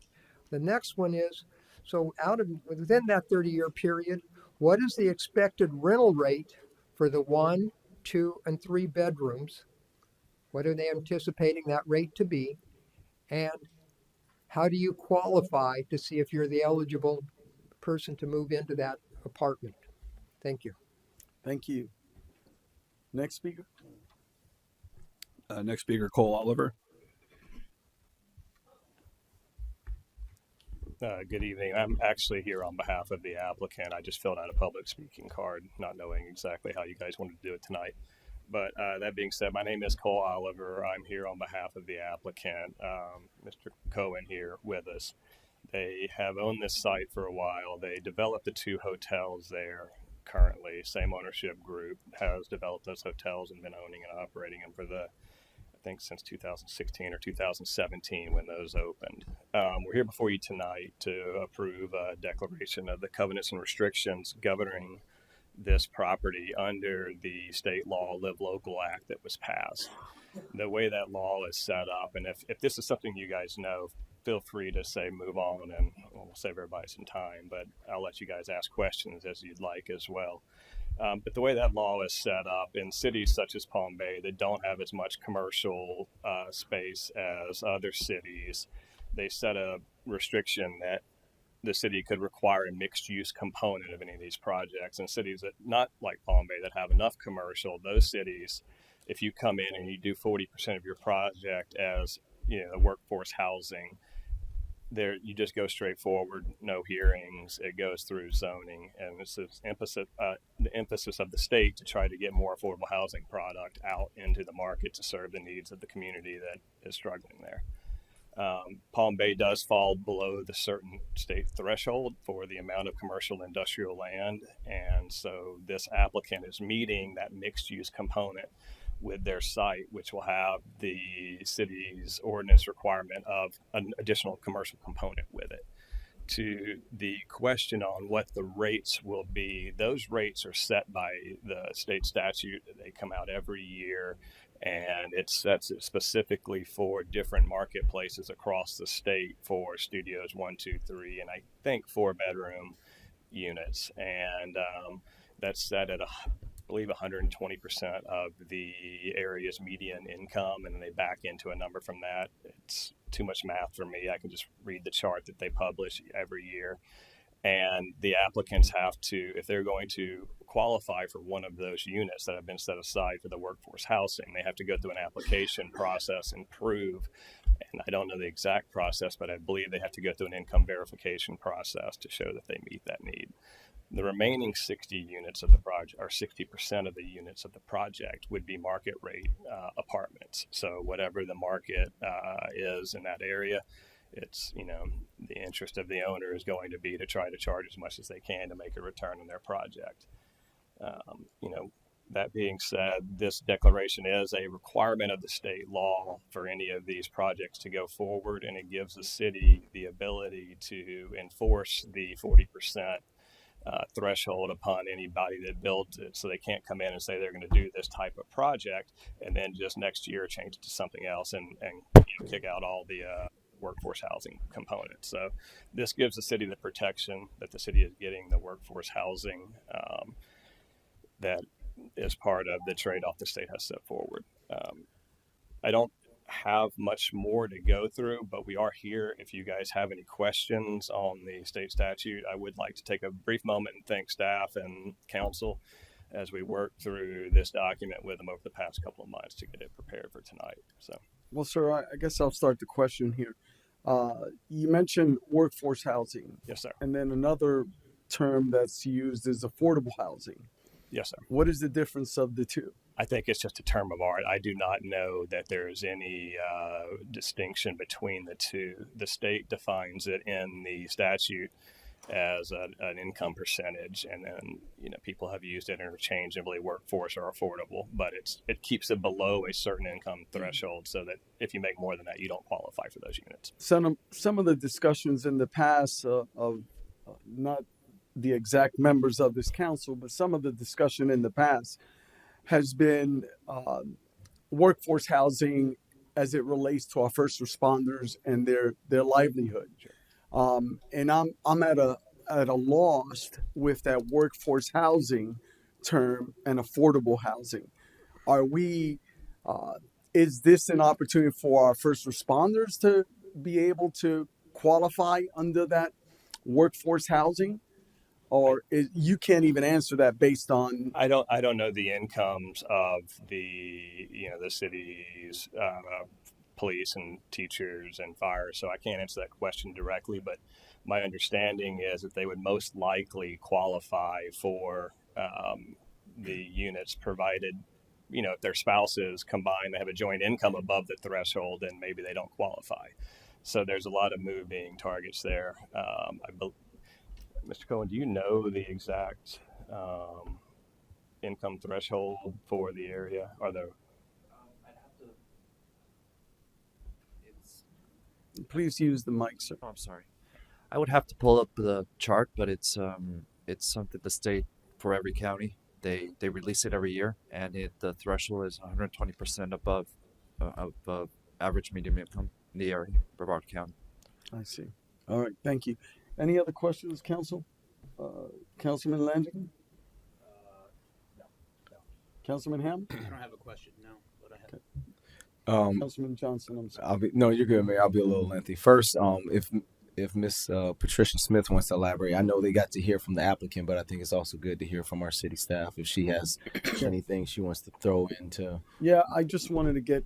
Oh, I'm gonna ask questions for him too. Okay. Yeah, just before we continue on, ma'am, on the Live Local Act and what we can or can't do. And I spoke to you earlier as well via email about police and fire. You shared pretty much the same thing Mr. Oliver just said. So if you can kind of talk to that. This isn't. I just want to make sure we all understand. This certainly isn't approving the project. We have no ability. Council has no ability to approve the project or deny the project in the commercial area. They're able to do that by statute. What this does is the statute requires them to keep affordable housing, but there's nothing in the Live Local per se that says how we make sure that they do this. The declarations and covenants is this is what you're saying you're going to do. we're going to get an agreement, and it's going to run with the land, and it includes how we're going to make sure that you're doing what you say you're going to do, how we're going to monitor that. And also a little additional things is like you're saying you're doing affordable housing. We don't want these people segregated from the rest of the people, and things like that where we are able to agree with them. This is how it's going to proceed. And it's not like they tell us, oh yeah, that's how we're going to proceed. And then later on they do whatever. And someone comes to go, how do you make them do it? What they said they were going to do. And we're like, oh, that's what they said. But this is an enforceable agreement so that everybody knows what we've planned. I know sometimes we ask, how, can we just, the affordable housing, they've got that percentage, can we make them just dedicate that to a certain group for a certain occupation? Where the state statute talks about the affordable, what's affordable, what the limits are, and yes, we can legislate concurrently, but there is a part where when you're legislating, you're actually conflicting. So if the legislator says that you have to dedicate 40%, and if they meet this household income, they can go there, then we tell them, well, no, we're going to set these other aside. So people that would normally be able to qualify under the state statute, we may have these units vacant because we've come up with some occupational restrictions that aren't in the statute. I would tell us not to do that. Certainly, I think just any apartment complex, even market rates, a lot of times they are looking for law enforcement. They're looking and they're making some changes, but I don't think that we're going beyond what the statute wants. And one of the things they're trying to do is really to have less regulations by government so that this can move along. So I don't know that we should actually get into create more regulations that may actually impede other people that are within the restrictions for being able to get the housing. So I would discourage us from making any occupational requirements as a part of this agreement. Thank you, ma'am. And aside from that, a few more questions. It might be for the applicant for this one, because this project's been sitting, I believe this was a while ago now. This project was attempted to be brought as a 55 plus community several years ago. I believe so. Okay. By one of my ex-partners, but yes, he didn't make any headway. Oh, yep, agreed. So with that,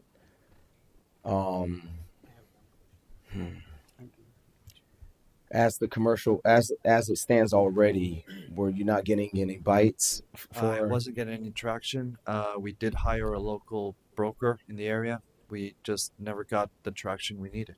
Okay. We did develop the site. I mean, it's fully site developed, just waiting for tenants, but we never could get some traction on the site. That's why we decided to go this route. Understood. And another question, this is me kind of messing with your site plan now. I love the mixed use for building 4, but instead of the clubhouse over next to building 1, couldn't that be a mixed use building as well? Instead of the clubhouse next to building 1? Sorry. I'll just turn this around so you can see. All right, so if you look at, you have right here, building 4 is a mixed use building. Correct. And then you have these 2 buildings, which are just going to be, the apartments. Correct. And then you have this one, which is an apartment, but you have the clubhouse right there. So instead of just using a clubhouse, pool, this is Florida, everybody's already outside anyways.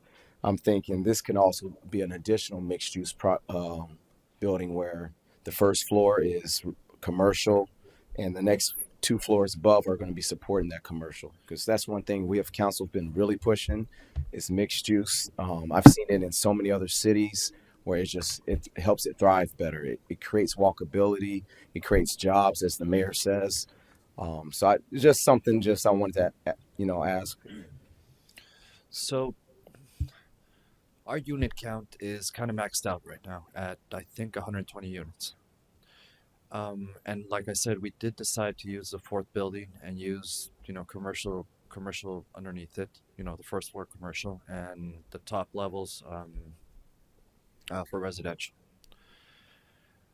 Currently, I believe we are going in for an amendment on the site plan just in the future, but and we are kind of simplifying the clubhouse where we're only going to have a pool and summer kitchen and stuff like that in order to get more units into the 4th building with the commercial piece on the bottom. I don't believe we've submitted anything. We're just going through our design phase. Mayor, I'd just like to make a point of order that we're not discussing site plan. We're just discussing Well, the declaration of covenants. he had a question. I'll give him the latitude of the question. Yeah. Oh, yeah, yeah. So I'll get back on it. So last question. Would you consider, because it says at least 40%? Would you consider 60%? What do you mean? 60% affordability. So I'll say something. So all the units are the same. There's no difference between affordable units or non-affordable units. All the finishes, everything is the same, exactly the same. All the appliances, all the heights of the building, the lights, everything, the interiors, everything is exactly the same. We're going by the statute on minimum 40%, just because, again, we are business people and we're trying to make numbers work, get loans, get everything. And if I go higher than 40% and restrict myself even more, it's going to be more difficult for me to get financing and see this project through. So I'm trying to wrap it up, Mayor. It's not often we get an affordable housing project. And regarding workforce and affordable housing, those are just terms that, I remember when we were lobbying or advocating with the state, we were using the term workforce housing because they consider all affordable housing Section 8, which that's not the case. That there is a large portion of that is, but that's not all. So I just want to make sure we can get as much as we can. I'm not good with just the lease, but I understand you want to make sure you can get as much as you can as well, sir. So. Correct, but I mean, the whole project, even though it's market rate, it is workforce housing from. That's our target. Our whole target, and the way the business plan works is if everyone was affordable housing or workforce housing. It's not that I'm going to charge a lot more or more for market rent. The way I modeled this business plan is everybody is at 120% AMI. It's the only way, we would move forward. So then I have a question for staff. We passed the voluntary inclusionary housing. Is there any way that this could have been helped with that in regards to incentives or anything of that nature? I'll have our growth management director, Lisa Frazier, or do you want to do Clinton? Clinton, are you prepared to speak to that? Voluntary inclusionary housing. So it was approved years ago. We couldn't do we could do mandatory inclusionary housing, but the state made it where we would have to cover the cost for the developer. So we created policy for voluntary inclusionary housing to help provide some incentives to create affordable housing projects like this. So I just wanted to ask if this was in discussion or if this could be something that can also be added to the discussion to also assist. Because I understand where you're coming from, sir. You're investing a lot. Let our staff come respond. Let our staff come respond to his questions. Yeah. Oh, I'm sorry. Yeah. Oh. Sir, I'll make a change and have Joan start this up.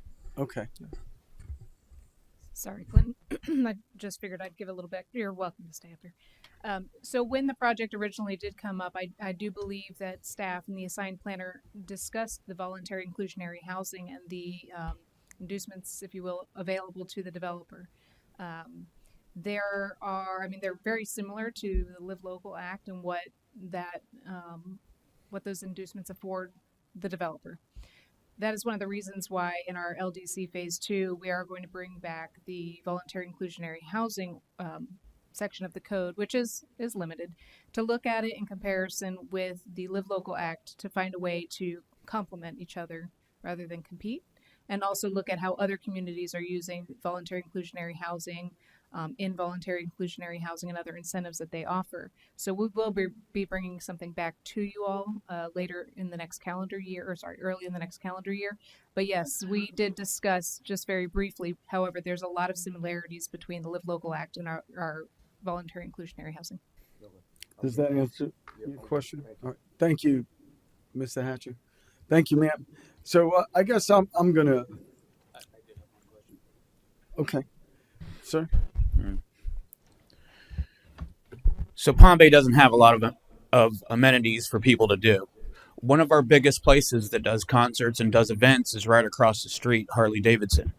How is this going to affect that? Because they have events that are at night, and when you bring a bunch of housing in there in prime commercial area, that's going to affect that. Have you heard anything of that? No, I mean only the two hotels in the past. I mean, I've never got complaints from from hotel guests or anything. So I would think it's a similar thing. People are sleeping at night just like Okay. the residents would be. Okay. And my other thing was for Ms. Smith. The county chose an opt-out feature for SB 102, correct?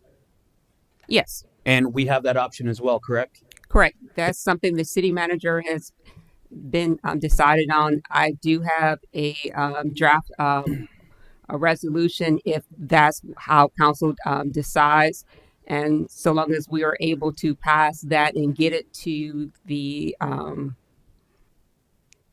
our local the county agency by January 1st, the property appraiser will be fine. But yes, we have been discussing that amongst ourselves. Okay. I would definitely recommend the opt-out. For one thing, our growth on residential, especially high density, is a little bit out of control right now. We have an opportunity for a commercial, especially in our only commercial district we have. And I think we should actually work with the people on expanding on our commercial. We have a new economic development. You've got 4 new people on council, or 3 plus 1, Mayor, I'd one just like new to one. make a point of order that this can be saved for council reports. Okay. The item that we're discussing Yeah. is the declaration of covenants and Understood. restrictions. Understood. But part of the discussion is what we're talking about is the state statute. Ultimately, that's what we're talking about. So that's the point of order here. Just to give a little bit of history, there were 7 municipalities throughout our state that were looking to get an exclusion from this state statute. And Palm Bay was one of them because we've been a bedroom community. So part of that discussion is for us to be exempt from this. You ever heard of unintended consequences? I think we fall into that. We are limited with commercial and our light industrial. So you're spot on. And then to that point, the location of this, the traffic study, I looked at it, but I've been there. To get out of that area, to get out the Palm Bay Road is a nightmare. And to put 120 more units on there. So I understand that we are mandated by this, but we just want on the record to show, hey, we need to move in a different direction. But part of that discussion that we should talk about on the reports is this should be something that we ask our legislative company to lobby for us this legislative session. But with that being said, we've answered the question. So at this time, is there any other questions from the applicant or the speaker? I have no questions, but I'd like just to make comments. Number one, I'm not a fan of Live Local. I don't think the state should be telling local municipalities what they should and shouldn't do. The fact of the matter, this project has already been approved and construction has already commenced on it under the Live Local Act. I commend staff for the agreement that they put in place to protect the interests of our community and go further beyond what the state statute's requiring. I do like the fact that this will be a recorded document. If the project ever sells, it will pass on to a new owner. And those are the only comments that I have at this time. All right. Thank you, sir. I need a motion. So moved. Second. Got a motion by Councilman Johnson, seconded by Deputy Mayor Jaffe. Any additional discussion, gentlemen? Seeing none, I'm calling the question. All in favor signify by saying aye. Aye. Aye. Passes 5-0. We're now on item number 2. Gentlemen, 4 years ago, as I campaigned for the very first time, as many of you may know, and if you don't, I just want to share a little bit about our history. We had the FBI, FDLE here. We had many investigations that were going on. So one of the things that I wanted to institute is restoring the public trust in our community. And back then, I brought forth a proposal to the then council to have the FBI come in and do a brief on anti-corruption, on the pitfalls, if you will, of how corruption could be easily translated, the perception of it. So I would like to discuss with council and get a consensus if we could have staff uh, go ahead and make the arrangements to have the same type of presentation at a workshop. We can invite the community in so that we're all visiting and watching this and learning from any pitfalls that may come within the future or what it may appear like. So that's all. That's the reason why I brought this up because I wanted to stay on the same track that we began 4 years ago. So I'll start with Councilman Langevin on my left. Yeah, Mayor, I think it's a great idea. I'm with you 100%. Whenever everyone has time, I'll attend. Thank you, sir. Councilman Hammer, I'm in agreement. Councilman Johnson. Well, I felt it was similar to our ethics class that we will all have to take state ethics course for 4 hours every year. I did like the public involvement with this last go around 4 years ago, so I'm good. Thank you. And Deputy Mayor. Thank you, Mayor. I'm in agreement to this and would also just make the suggestion that it's just something that's happened every election cycle, every 2 years that in February that this workshop takes place. Every 2 years, as new council comes on board, you mean? Yeah, that's we could definitely look at that because I agree it is more of a preemptive measure and education. Councilman Johnson does mention we'll be taking ethic courses that are 4 hours, and it's every year. However, I think this FBI presentation was really spot on with different examples of how quickly things can go south, and I really appreciated that presentation. So that being said, Madam Sherman, I think we have consensus for the presentation. So that being said, ma'am, do you have a date or is there a contact that you could reach out to so that I could continue, so we can continue to get this under our calendar? Yes, sir. We'll work on that for you. I don't have dates currently, but we'll work on that for you. Okay. All right. Thank you, ma'am. I appreciate that. So are there any speaker cards on this, Deputy Mayor? There are no speaker cards on new business number 2. Okay, so I don't need a motion, just consensus. Is that correct, ma'am? Yes, that's correct. All right, Consensus. thank you.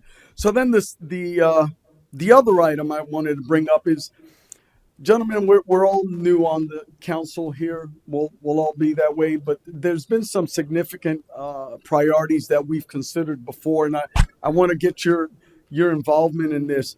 I know that most of you were tracking as we were moving forward and you guys were campaigning, and I know that you heard from the community firsthand regarding our public safety. And so number one was public safety. As our cities continue to grow, we need additional fire and police resources, including stations. That demand has truly increased, and part of this legislative consideration would be for us to pursue debt services to fund a permanent fire station 8, 9, and so on, and police substations. But what's important to note is that we will be releasing some of those debt services. And so it'll be just seamlessly, ideally on paper is what I'm hoping, that we go on and start building these fire stations. So that's one item. And I'll just run through the operational audit. Years ago, we had some deficiencies and the JLAC audit, and we've adjusted all of those.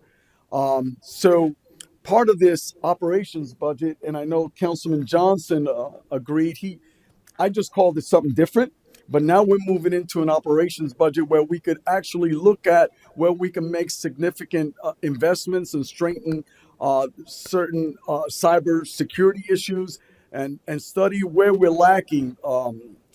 Then we have our infrastructure needs, right?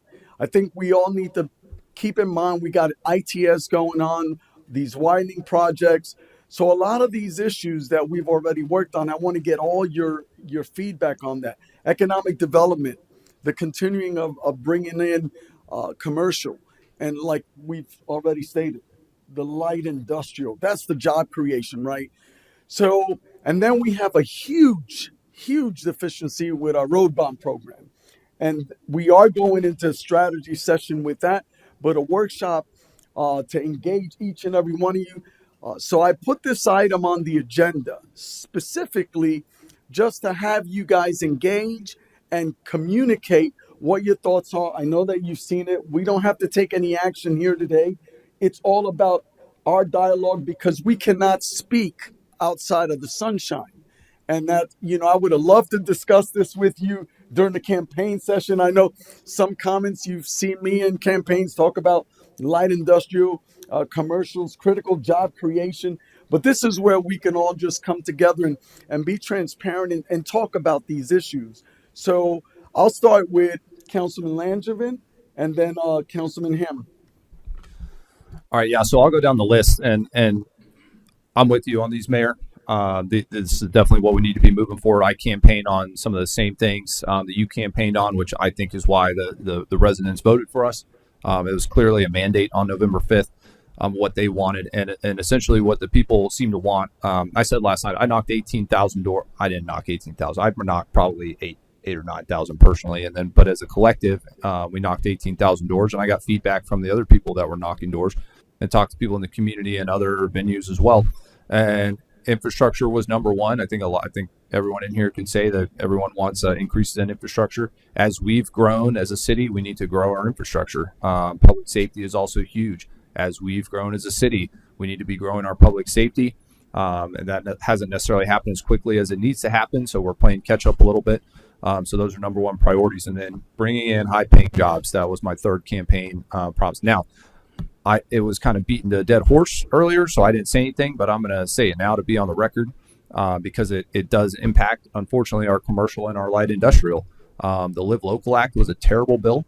I'm a huge supporter of our governor and our legislator, but that was a god-awful bill, and it has negative impacts on us. I hope we do make that a legislative priority to lobby to get us an exemption on that. But in the meantime, we have to be careful about how we do certain commercial and light industrial. But maybe the faster we bring them in, the faster we can get them, instead of certain housing projects where we obviously need housing, but we're a veteran community. We have housing, so that's something that the free market should be taking care of with the Live Local Act. So I'm very disappointed in that, but it's a hurdle that we're gonna have to work with. So yeah, maybe just working on bringing in businesses as fast as possible to fill some of those plots would take care of that. But I'm with you, Mayor. I think it's not going to be a matter of what our priorities are, but just the minutia of how we're going to accomplish them and the strategy that we're going to push forward. But Thank you, Councilman Ham. I'm not going to go back into it, but I will echo what you both said. If you drive around here, I knocked on a bunch of people's doors as well, and there are too many people here for our infrastructure, for our roads. It's impossible to drive somewhere if you're late. I think that is going to be one of my focuses, is to bring in a lot more commercial business to take the tax burden off of us, the residents. I do understand, there does need to be affordable housing, and I understand that, but on the backside, it should not come at the cost of the residents. There are people here that live here already, and when you do have things like that, that is tax not coming in. So that does come off the backs of us. I think we need to make our infrastructure number one, widening our roads, and making this place more livable other than when we're at home. Thank you. Councilman Johnson. We've already gone over everything, Mayor, so nothing to add other than just I'm a little concerned. I just wanted to be mindful with the bonds. And we'll see what that looks like when it comes forth before us. Other than that, I was in Tampa for the National League of Cities last week, and I got a lot of good information and also a lot of what not to do. California. So, anyways, but but what I did see was they invested in public transportation. They got a lot of cars and a lot of vehicles off the roads, which is something I see we can do with SCAT. I know staff has already been working with SCAT to see what are some high volume areas of where we could potentially have a bus stop. So that's the only other thing I would add to this summary, Mayor, is public transportation. Yeah, and part of that, and I failed to mention, but it's on the legislative agenda, is we have an issue with Republic services. and there's a lot of they're damaging the roads. We got talking about glass, hydraulic fluid spills. So I would want that to be part of the discussion. How council wants to move forward with that. Do we need a workshop with Republic so that Madam Sherman can start working on that? We could discuss the contract. We could discuss a workshop with them. What resolutions they could uh, do. Would a workshop be more feasible for everyone to have everyone come through, or what are your thoughts, Councilman Johnson? Well, I'm smiling because we had the workshop before, Yes, and then I but think, not with these specific items. well, yeah, because these are new items. Yeah. And I think it was just us and Bill Batten in the audience. Yeah. Yeah. But with these, yeah, it needs to be done in the public because these issues are more recent. We weren't having these issues the first few No, years. the glass that's breaking down from the Yeah. bottom of the truck. So there's and it is, according to one of our residents, and I'll mention him, Mr. Stice, he feels property values are being affected in subdivision. So with at the risk of mentioning his name, I'll just say it. I kind of concur. You go down a neighborhood and you see all these spills, and you got to be dodging glass while you're driving in your by trying to get to your house. Uh, I'm not sure how I could uh, not hold these folks accountable. Right? They need to come to the table and see how we're gonna move forward with them. So, Madam Sherman, maybe we could get this worked on sooner rather than later. Later. Deputy Mayor, I just got on a little passion thing with Republic, so I'm sorry, but carry on. I'd like to get your feedback. So. Yeah, I'll just start at the top and work my way down. I'm not a big fan of debt, especially when we have a 3% cap that's handcuffing us from being successful. The state already has a 10% cap, and as of now, we have a huge growth in our city of rental properties, and those folks are benefiting from almost a homestead exemption, just like if you're your primary residence. And I would like to explore opportunities to break that cap. Big fan of any audit of any kind. We're a big city, a lot of moving parts, and would definitely recommend an operational audit at any time. I campaign on infrastructure needs. It's apparent to everybody in our community that we have infrastructure needs, and we need a way to pay for it. And again, I think reviewing that 3% cap, breaking that would be a way to improve our infrastructure needs.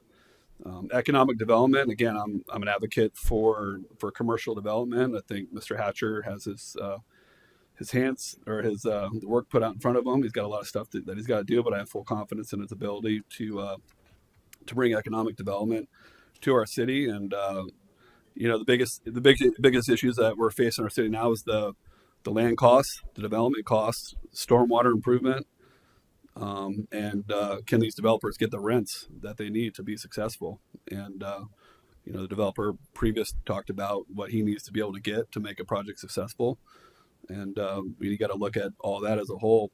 The road bond program maintenance fund, certainly, it has started. We need to finish that. And the Republic contract, from what I recall, that was a no bid contract. I don't think anybody else bid it at the time. And it was in the midst of COVID, right? Yeah. I'd be interested to seeing a copy of that contract and understanding what that looks like, holding them accountable and providing better services for our city, and what procurement do in the future to get competitive bids. I wasn't really thrilled that we have pickup twice a week, especially with the option of having a larger can. That was kind of confusing to me as a resident, but yeah, those are just some of the comments that I've had on this. Thank you. Yes, sir. So let me just share a little bit about when the public safety bond, right? To the voters voted for the cap, and they right now the only option we have available to make up for those is that's why the debt services is being looked at, because there's just no way that we can bust the cap, right? It has to be a supermajority to go above the 3% cap, and to identify that, right? So this is something, the debt services, we could literally invest into that public safety, and that's what we were discussing. Now, when in regards to Republic, that contract, I agree with you, sir. I actually believe that It was Councilman Johnson was on the council, and the citizens, these chambers were full, asking for twice a week. And I remember because as a citizen, I sat in the audience. And so council in 2020, in the midst of COVID, reacted to that. And that was the bid that they entertained, was the twice a week. But you're absolutely spot on. We should have just had a larger container, right? Part of that contract for once a week service. Just wanted to give a little bit of how that transpired since Councilman Johnson was there. But thank you all for looking out at each and every item. Since we have consensus, ma'am. Mayor, we have Madam one Chair- speaker yes. card. Oh, we do? Okay. Carry on. Bill Batten. Madam Chair.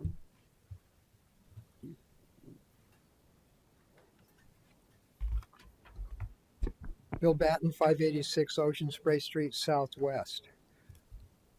I agree, all of these identities are pertinent to the city of Palm Bay. All of them, right? Some should be funded and some not. That's my personal opinion, right? But one thing that is for sure is a discussion on all of these would be pertinent for a Citizens Budget Advisory Board to be looking at, to be looking at on how we could work with the residents, with the problems that they're facing, on how they could work with you, and the Citizens Budget Advisory Board would do that.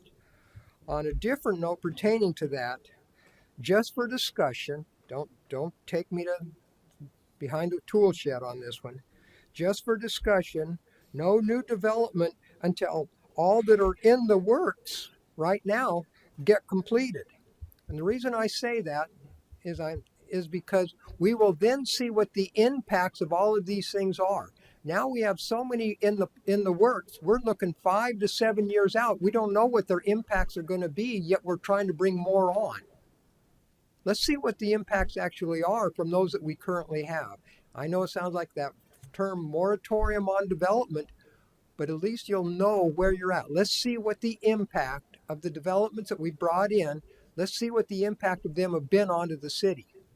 We haven't generated, and we keep hearing, well, that new growth is what's going to generate the funds to pay for your infrastructure. Well, we've seen after year after year after year, the new growth did not pay enough in the impacts or the developments to warrant the growth that we're experiencing. So just food for thought. Let's see what the impact of the growth of the city at this size is right now. It might be that this is the size of the city we can support. That might be all it is. I know that doesn't sound to be what you want to be if you're the one that believes in full growth and maximum growth, but this might be the size of the city that this community can support and maintain. That's just the reality of the beast, folks. Just something to consider, right? Bring back the Citizens Budget Advisory Board. Thank you. Yeah, that's our next item there, Master Chief.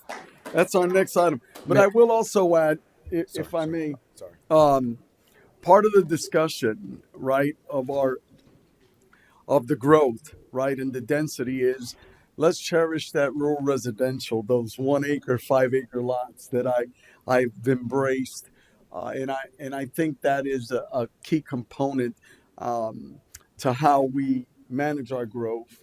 And we've already instituted new impact fees, so I was quite proud of that fact as well. So with that, did you wanted to add something, sir? No, just a quick question for the city attorney. If we were to put in place what was proposed before, a moratorium on like multifamily or PUDs, in regards to multifamily, would the Live Local Act trump that, or would we be safe with that?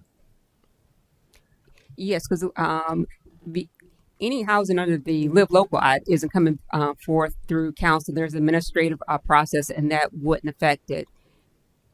And as far as PUDs, council, you may have moratorium, but council also has the ability to consider the density and intensities when that comes forth. Certainly, we want to make sure that any projects that are coming forth reflects council's vision, but at the same time, we always have to be mindful of people's right to develop their property. So we you want to necessarily avoid a one size fits all. Certainly, there may be some things where we need to be more restrictive, but we need to make sure that when we're making those restrictions, we have a strategy in place and find out what is the best mechanism to achieve the goal. All right. Thank you, Mel. Thank you, Mayor. Thank you. So great discussion, guys. Really appreciate everyone's input on the dais here. So that concludes, Madam Sherman. I just before we go to number 4, just wanted to highlight the.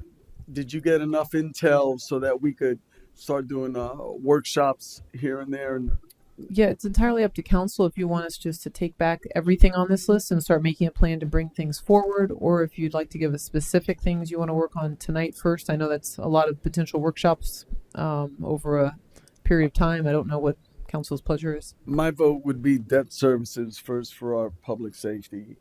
Would be my vote.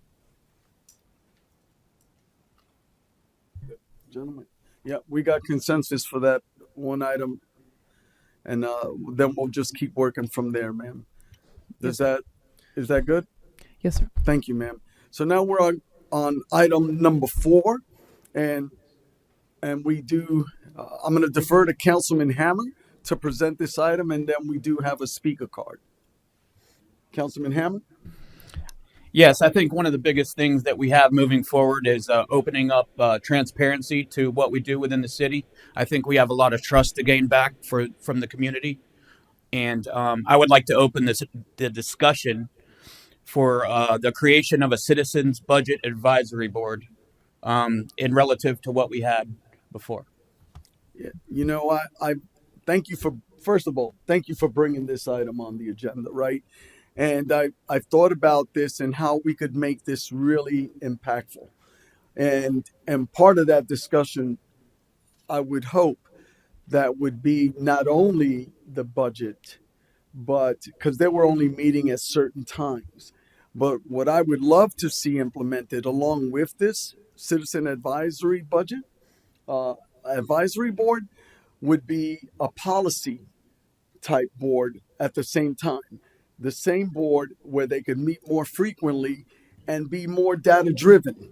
In other words, by we've put in X amount of dollars into public safety. What are the best practices?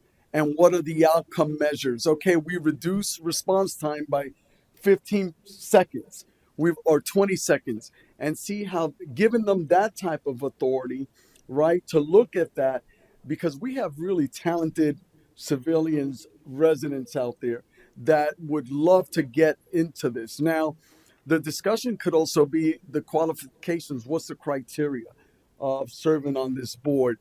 But certainly I was one that I didn't want this board to go away. I wanted to enhance it. And so I'm fully grateful that this item is on the agenda for us to discuss. But should we have a public speaker before, or you guys want to weigh in now? Okay. So public speaker. Eileen Sepp.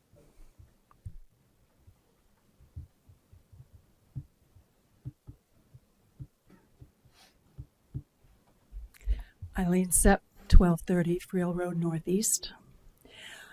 I don't understand why we ever got rid of the previous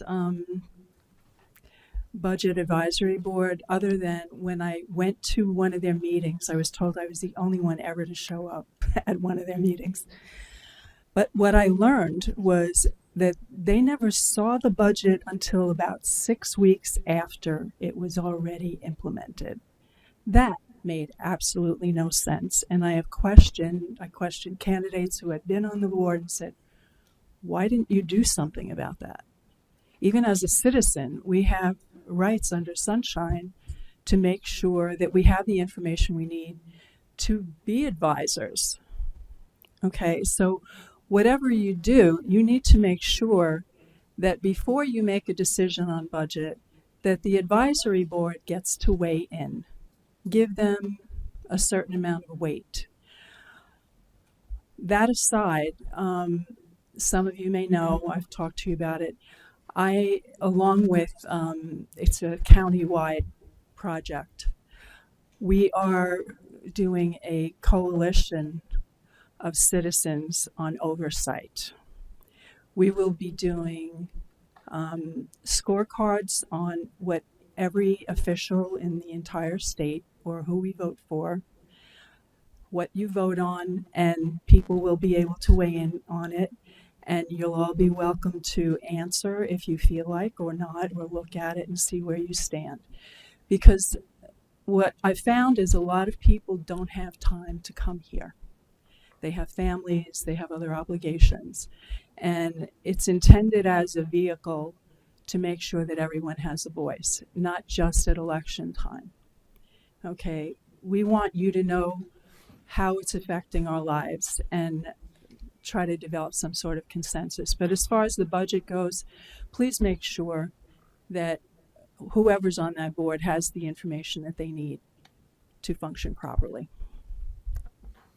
And by the way, congratulations. I'm very hopeful for all of you. I like what I see. Thank you, ma'am. And any other speaker cards? No, Mayor. Okay, so I'll start on this end. Deputy Mayor?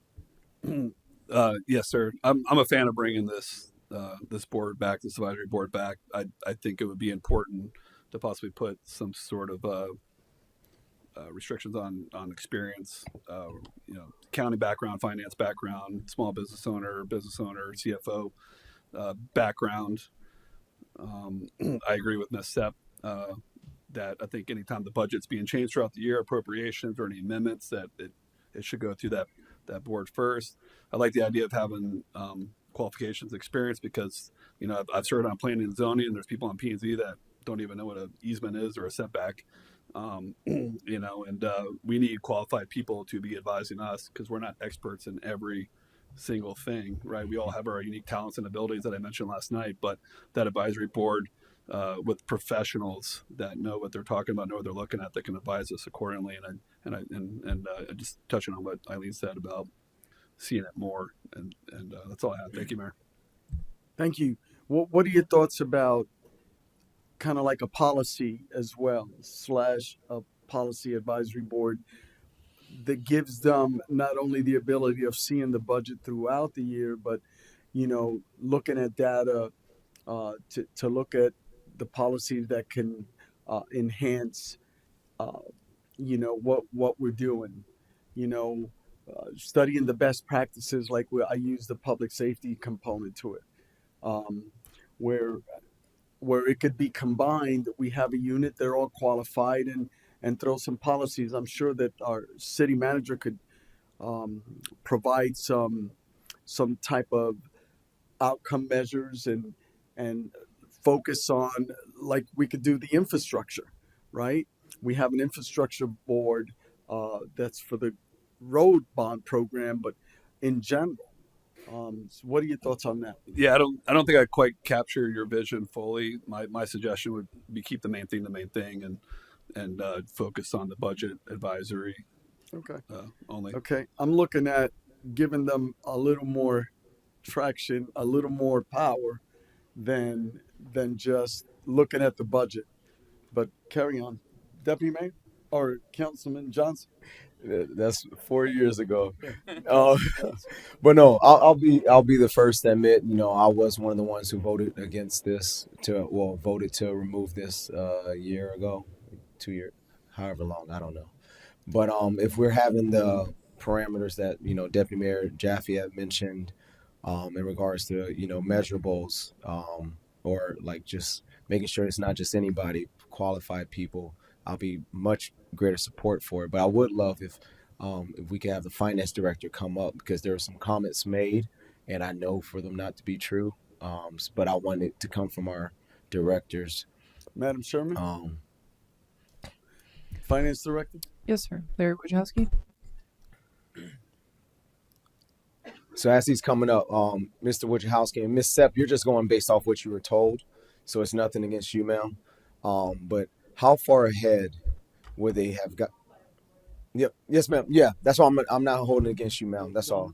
Yeah. But how far ahead would board members receive the budget before we as a council had to vote? Well, that would be difficult to answer because we are through the development process of the budget all the way into June. You actually received the budget in July. So we are in a budget development process from February all the way through June. Where we would squeeze in the citizen input would be a question how we would do that. But we would have to develop it.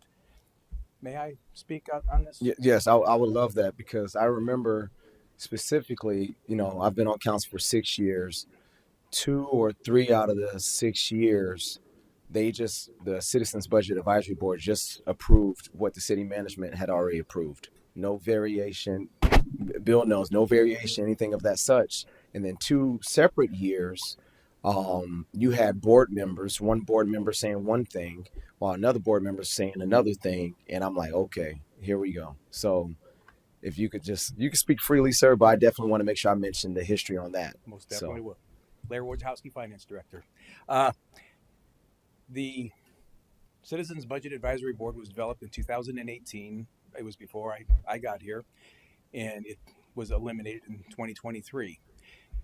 When I did arrive here, it was a process that was not well defined. We were having meetings to have meetings.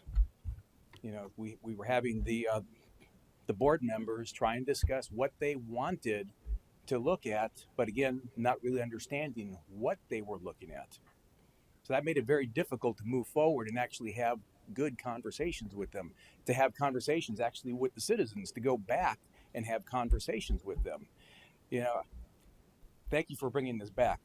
We in the budget office and finance, we have a vision to get this information out to the public. We crave to educate the citizens of Palm Bay. I've been up here before where I've brought up just the simple fact of save our homes. And so many people do not understand that. That is something that we want for, first of all, the advisory board to understand and to be able to take it to citizens and have that conversation. We envision, because we have had many discussions within our office in having the people that sit up there on the advisory board go back to homeowners associations, have conversations with them, see what's, first of all, to educate them about the budget process here within the city. People see a very large budget and they think the money can be spent at will to do certain, to do what you will with it. But it is very limited on what you can do with the funds. That would be the greatest thing for us to be able to do, to educate the citizens and understand there's a lot of pots of money that you cannot cross over. That in itself would be invaluable. Then to have, once that education process happens, then for it to come back. Now the homeowners associations or whatever groups you want to talk to can bring back their ideas to the Citizens Advisory Board. That way we have the ability to develop before the budget process an understanding of what the citizens are looking for. And then we can have a discussion with city manager's office and department heads to understand, is it even feasible to move in certain directions? And that is, in a nutshell, our desire, education. Thank you, sir. Sure. Councilman. Oh, wait. Sorry. I'm good with that portion. You're good, sir. Okay. Policy. I do agree with you, Mayor, because what I believe I understand, there's been times where staff has caught outdated policies from decades ago and has brought it forth to us to update it to the modern times or statutes of some sort. So I'm open to something of that sort where, they may look at policies regarding signage or something of concern to residents that might want to be discussed and then brought to council's, eye, because we're not going to catch everything too. We're human. So I'm open to something like that. Councilman Langevin. All right. So first off, Councilman Hammer, thank you for bringing this up. And I totally understand the intent, and I'm super glad that you brought it up. To the mayor's point, I'm definitely leaning in a direction what you're talking about. And so to me, with the budget advisory board, straight up, it seems like it's a feel good board.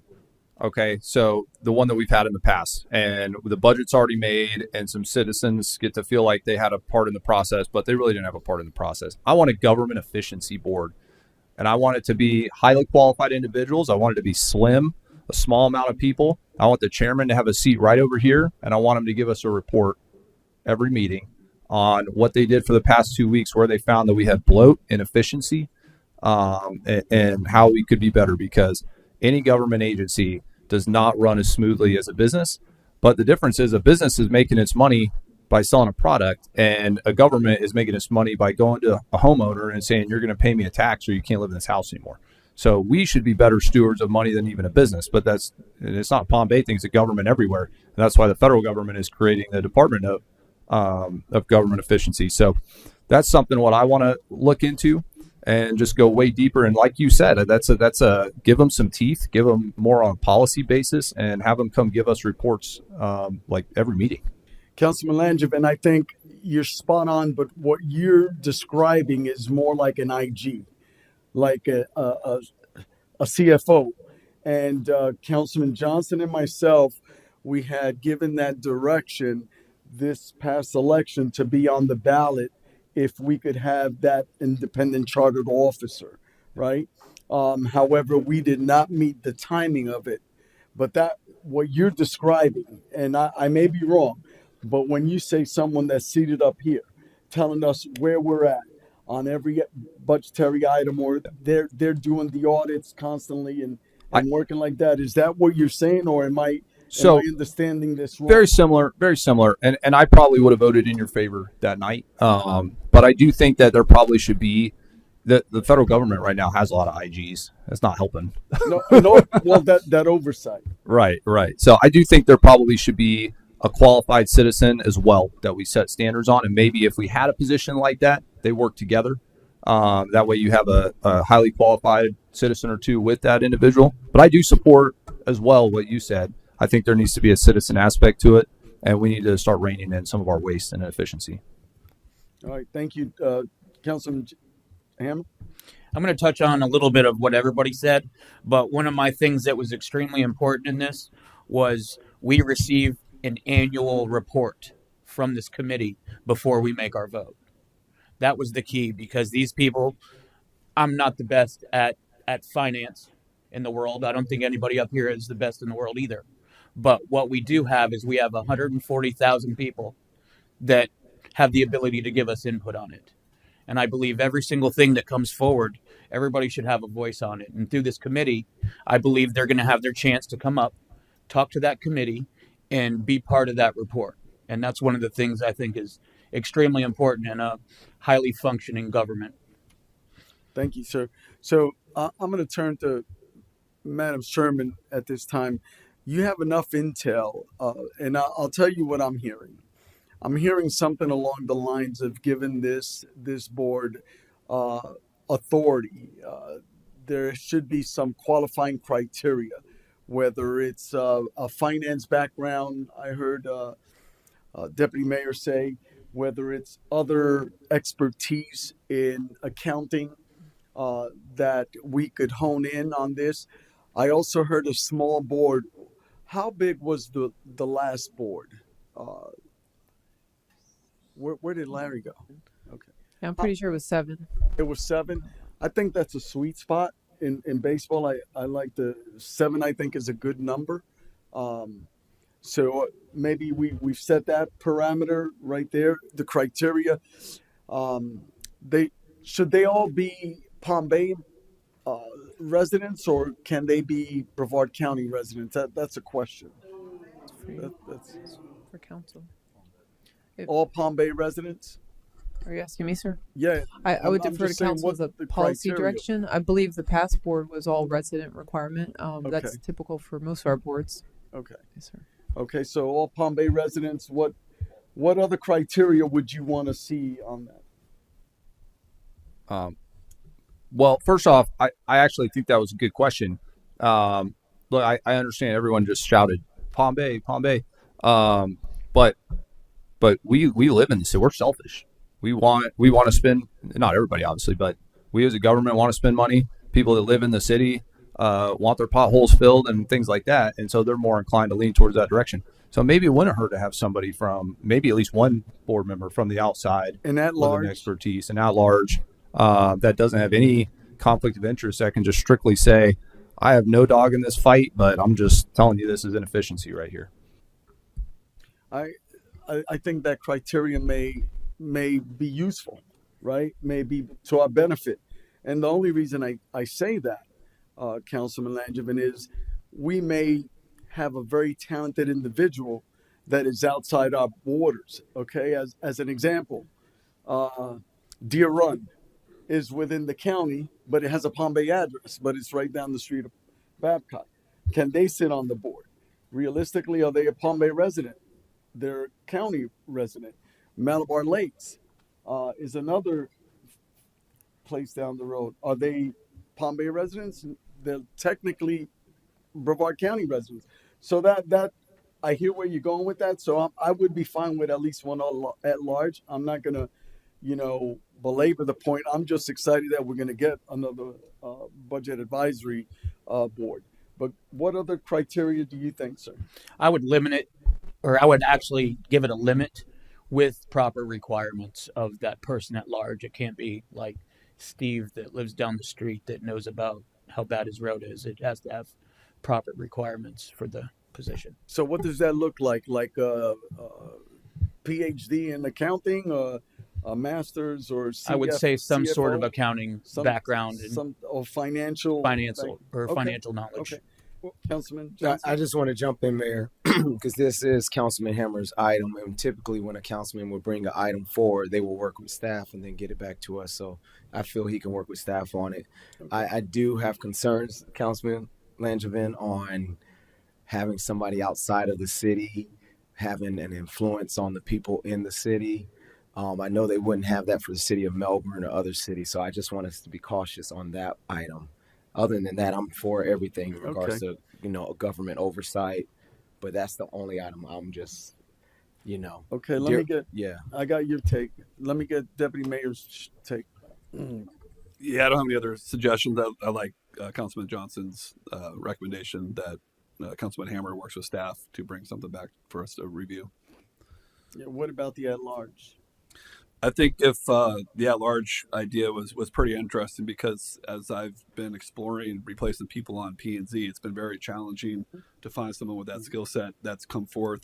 It may be if there's the outline of Palm Bay and there's those county pockets that happen to be within the outline of Palm Bay, maybe that would be a good recommendation to include, but not outside the limits of the city map. Okay, so we're talking about like Malabar Lakes. That was I like that recommendation from you, Mayor. All right. Yeah. Okay. So is that clear, ma'am? Yes, sir. We'll work with Councilman Hammer. Okay. So Councilman Hammer, you've been duly dubbed the Budget Advisory Committee guru. Sounds good. Outstanding. And again, thanks for bringing this up. We don't need a motion on this just yet, do we, ma'am? Okay, thank you. So we're now on council reports, and I'll start with Councilman Langevin. All right, thank you, Mayor. I have two council reports. All right. First report, I want to give a big shout out to our Chief of Police, Chief Jello. He did a press conference today. It was a unique circumstance, and you can yell at me from over there if I get it wrong. But essentially, we had 2 residents pass away from a fentanyl overdose, and state law now allows us to prosecute an individual, like a dealer or whatever, whoever they got their fentanyl from, for murder, because that's what they should know at this point what fentanyl does. And so that happened in our community, etc. This individual that dealt the fentanyl was indicted. And our Palm Bay police did a phenomenal job taking care of that.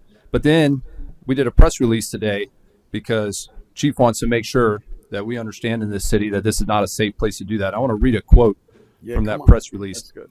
If you are poisoning our community with your greed and disregard for human life, know this: there is no safe haven for you in Palm Bay. We will pursue you, we will find you, and we will hold you accountable for the devastation you bring to our families and our neighborhoods. Let that be a warning to anyone who would commit criminal violence and prey on the weak in this community. Our Palm Bay Police Department is not rescue, and if you resist, it's not going to be a pretty day. And the council up here, I believe, I won't speak for everybody, but for myself, I support that 100%, and I'm proud of the job that they're doing. So I wanted to say that as my first council report. Number 2. Oh, hold on. Here we go.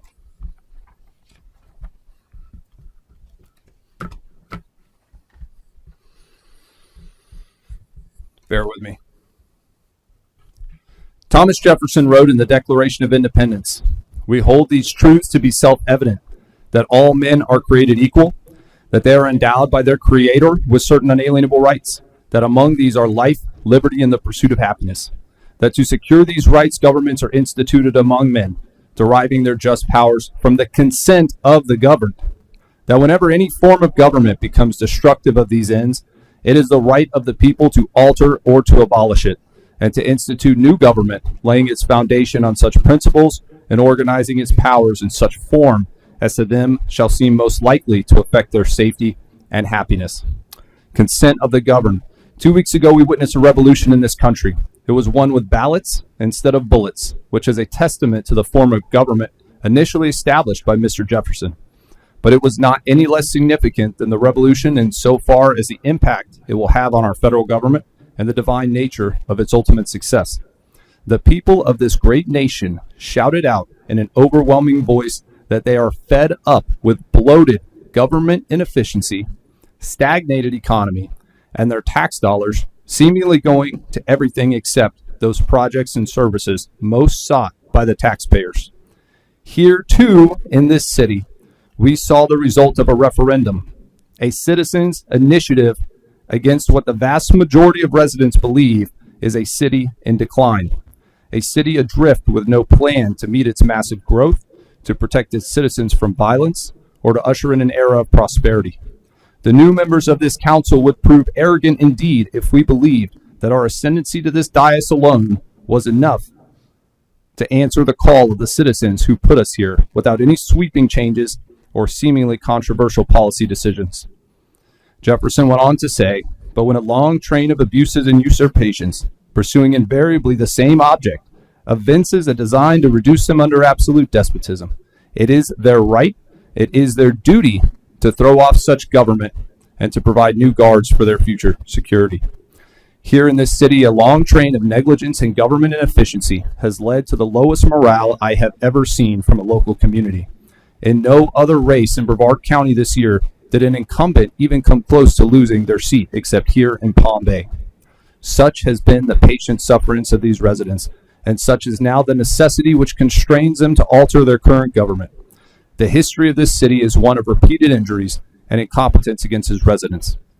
Many of you know I served in the United States Navy. When a United States Navy warship runs aground for any reason, the commanding officer is relieved of their command. Some of us on this board are businessmen. When a business tanks and hemorrhages profits, the CEO is typically relieved. City government can be no different. Tonight's resolution is not personal, but it is necessary in order to carry out the full intent and restore the trust of the residents of this city who once again delivered us a clear and compelling mandate on November 5th, and will remember the vote count tonight. Without further ado, will the city attorney read the resolution at hand? Resolution 2024-45, a resolution of the City of Palm Bay, Brevard County, Florida, removing Suzanne Sherman as city manager by terminating her employment with the City of Palm Bay without cause, providing for an effective date.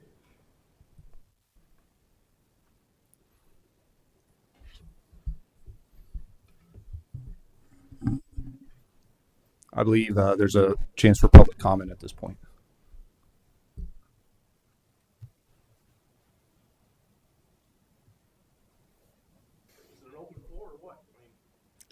This is on the reports. This is not an agenda item. Resolutions don't have to be on the agenda item, on the agenda, sir. So go ahead, Mr. Butch.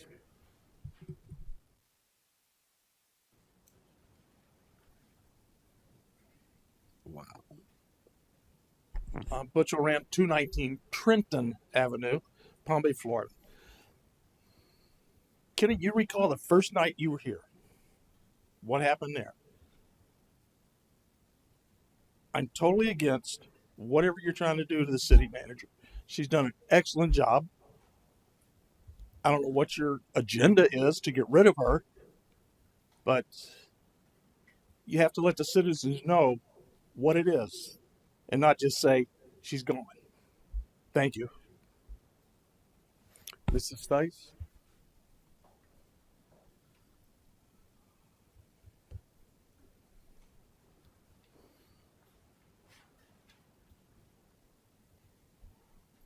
Robert Stice, 1796, Windward Drive, Southeast. My first comment has been to analyze, assess, investigate before you take out your lightsaber. You want to chop off heads first, and then let's figure it out. I've been in I've had 5 careers. I've been in telephony, AT&T, mining. I ran the Coors can plant, et cetera, et cetera. And I have no favorites here, okay? But I'm telling you, I call a spade a spade. You know me well enough that I'll say what I think, popular or not. In all of these businesses that I've been in as a middle and upper level manager, I never seen a person more organized, more dedicated to staff. I don't know how she keeps everything in her head and overworked, including the staff, in all my life.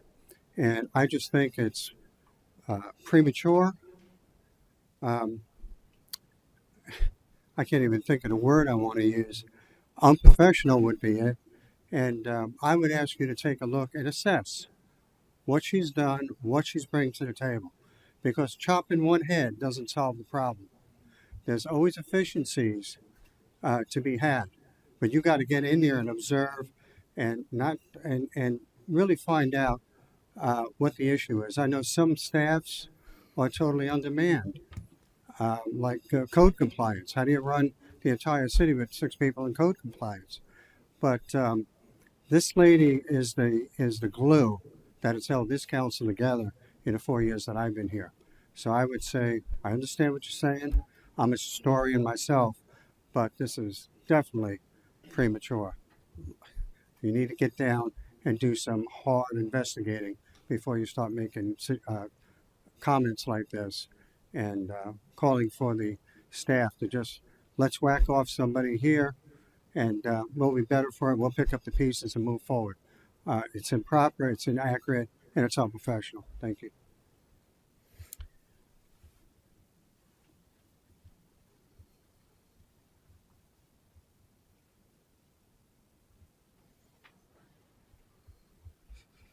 I think it's the greatest times ever. You got a new council, new leadership. I'm excited to see the change in leadership at the dais and hope that you guys have the courage and the fortitude to make the changes that you're recommending for the leadership of this city. Leadership, good or bad, starts at the top, and Ms. Sherman has continued over and over to fail to hold her department heads accountable. She was appointed on January 7th of 2021, and after that, as the acting, or just prior to that, was the acting capacity. I've counted not less than 9 department heads that have resigned in the 3 years that she's been city manager. People quit bosses, they don't quit jobs. I met with Suzanne. I asked to meet with her on April the 18th to file complaints against my boss. And instead of listening to my complaints, she invited my boss, and I was the one that was criticized. And that's why I stand before you today, and that's why I've stood before you for the last 2 months. I asked that my complaints be held behind closed doors. I've asked this not to be in the public forums, but they were never addressed. I conducted a whistleblower's complaint that has never been and has yet to be conducted by Florida or by the ordinance. You have 30 days.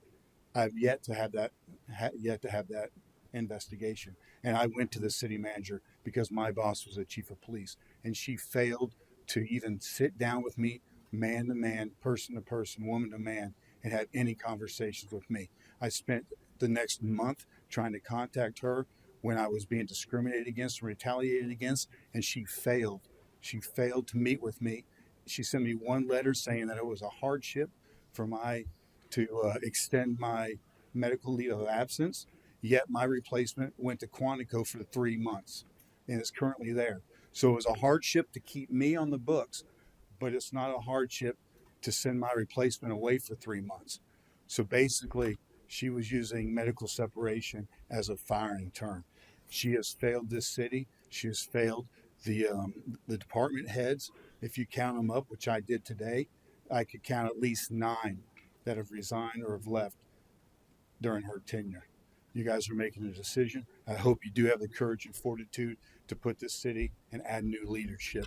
And I hope it starts with her today, but I hope it doesn't end there. Thank you. Master Chief. Bill Batten, 586 Ocean Spray Street Southwest. Excuse me. I don't know what decision you're going to make, but I do know, because I've been coming to these meetings long enough to see what happens whenever you change a person in leadership without the prior planning to prevent piss poor performance. Do you have any idea who is going to go into that site? Does the person you're going to have filling that site, if that happens, that even knows the city? Or are we going to do outside rating where we wait for 6 months for a city manager to come in only to be replaced the next time? I don't know what action you are going to take, but I'm saying before you take this action, look to see where you're going. Who's going to be in that replacement? Or is it going to be just an interim person that's going to be taken 6 or 8 months and doesn't even know the city? There's a lot that goes into managing a city, and it's not always whether you like them or not. I've gone through many commanding officers. I didn't get the choice whether I was going to work with them or not, but I had to make sure that I succeeded in my mission, and it wasn't firing the commanding officer. But that being said, look to see what the impact is going to be from the time frame from one person sitting in that seat. Will they know the city? Will they understand the conversations that have been going on with everybody else that they've been dealing with? Good luck, you guys. You're the new council. Anyone else wish to speak? Yes, sir.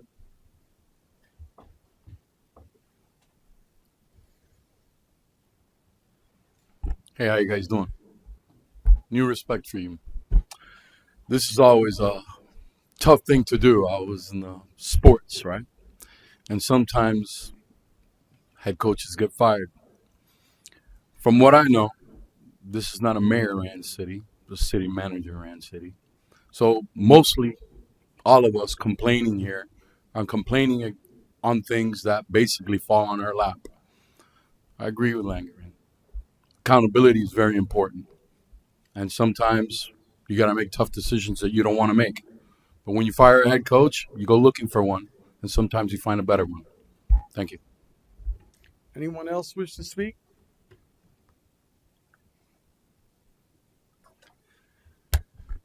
Seeing none, come on up, sir.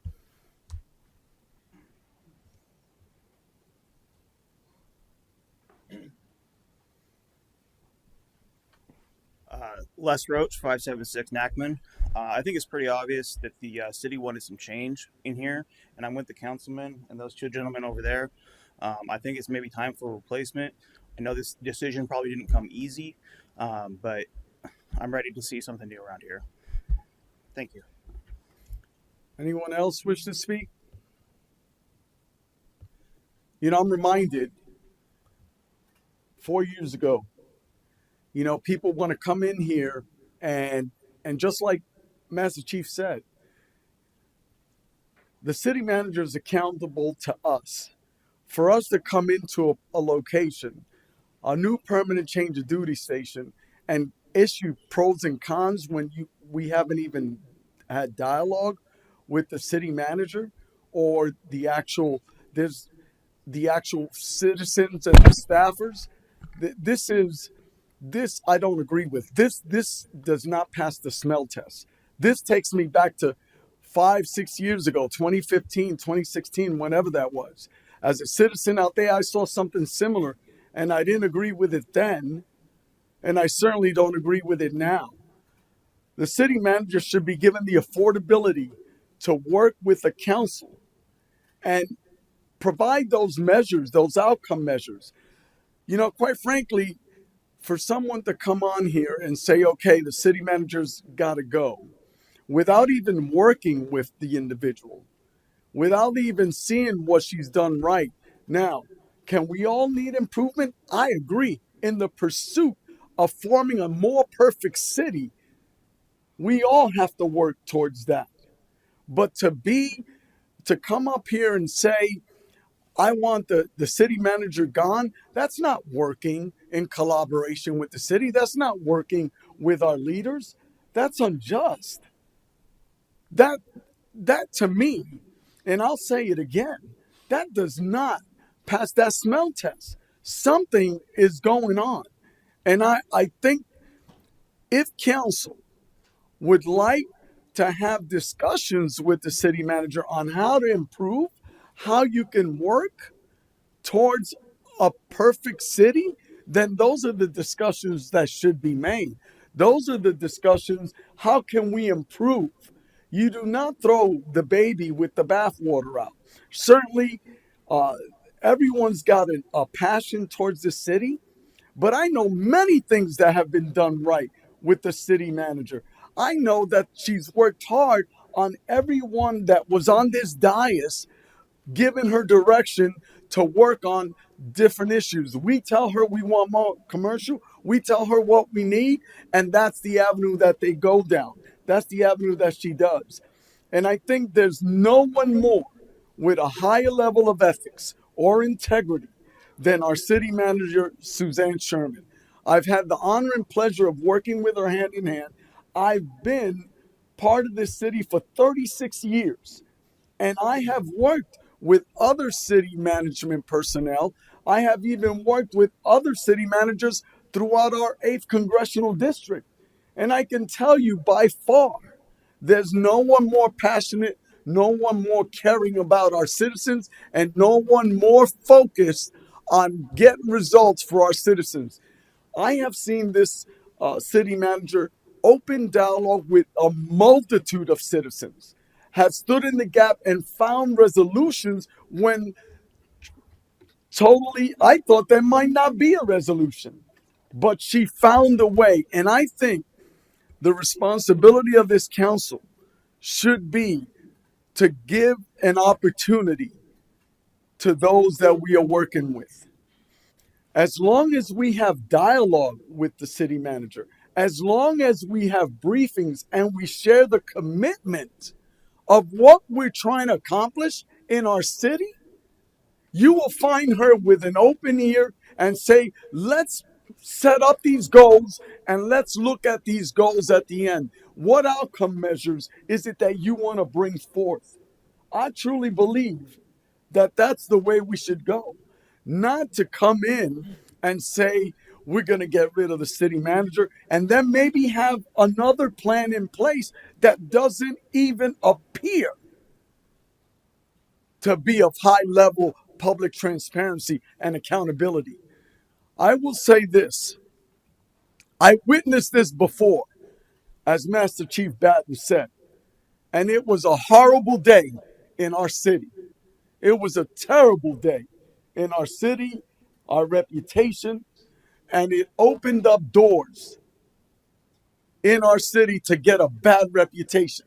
I don't want to bring any of that back. Now, that being said, if council provides some goals, some outcome measures that you believe you want to see passed in this city, then and those goals are not met, then that's a different story.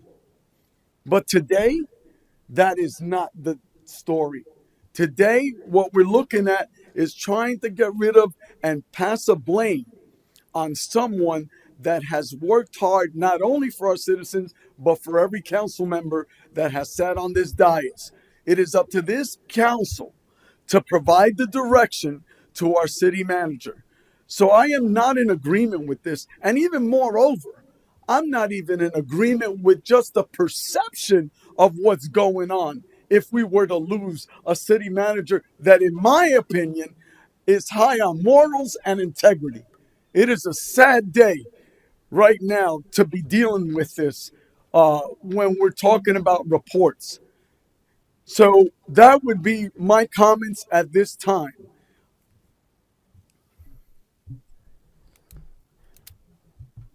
Okay, I'm gonna make a motion to go through with the resolution.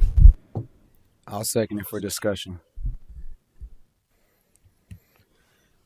I got a motion by Councilman Langevin, seconded by Deputy Mayor Johnson. Or Councilman Johnson. Well, I'll speak because it was alluded to. Yes, on my election night, it was thrown on to the agenda by Councilman Bailey at that time, and then it happened prior to it as well. That wasn't the first, a few times. So I'm open to discussion from council. I have nothing negative to say about Miss Suzanne Sherman, nor will I ever. But I'm definitely open to discussion. So I would disagree, obviously, with the mayor because I brought the resolution up. She serves at the council's pleasure, and we have a new council, and we have the ability to move forward with new leadership if we want to. Furthermore, while yes, she serves at the council she takes direction from the council. I have witnessed, and I've been looking into this since my campaign started. And you can go as far back as giving TDC money back for the campground. You can look at the county owing us $6 million and we're not going to collect it. You can look at how we're overflow on everything. You can look at the change orders. You can look at our budget. You can look at prioritizing a office building with our $14 million that were supposed to go to public safety. And now we're talking about debt service for fire departments. We don't have enough firehouses on the street. And there's more at a personal level, but I feel like I wanted to not go in too much. And, because if she wants to go get a job somewhere else, they're going to watch these videos. So I wasn't going to go into everything tonight, but there is more. So I'll open it up for anyone else who wants to discuss. I would say I do not question Mrs. Sherman's honor and integrity. Her effort is there as well. But we have been running our campaign since November, and we have knocked on doors. I will say they did not bring us in here not to bring in drastic change. And one of the things that they wanted to see was a lot of the inefficiency that have come in from the leaders of the city. Now, when you build that team, you're responsible for that team. And where some are doing absolutely amazing, some are not. And I have been privy to a lot of these inabilities being enabled. So I will be in support of it, but I'm also in support of a direction and having a workshop or a discussion on a replacement. And we could immediately follow that.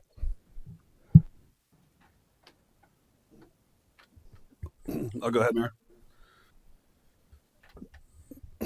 I'm a business owner. I manage a budget of $200 million, in excess of $200 million.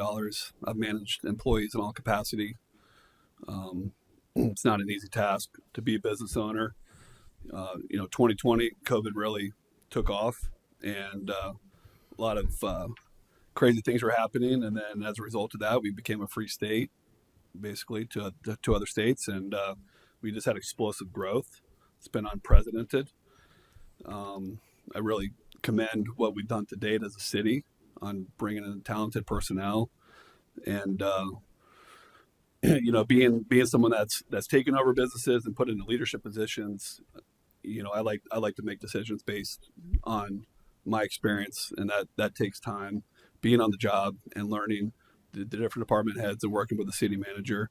I've heard a lot of feedback over the last few months from people that are angry. I've also heard feedback from people that are positive. I've heard both sides. In this situation, I'm going to stick with my experience and my instinct and not vote in favor of this. And would like to, reiterate what the mayor said about what do we want to see as a council. Everybody forgets that we had a council member arrested. We had another council member almost die. At one time, there was only 3 council members up here. So she wasn't getting a full directive. Staff wasn't getting a full directive of a full dais, and I don't think that's fair. So this time I couldn't support that resolution. Thanks. Gentlemen, I have to reiterate.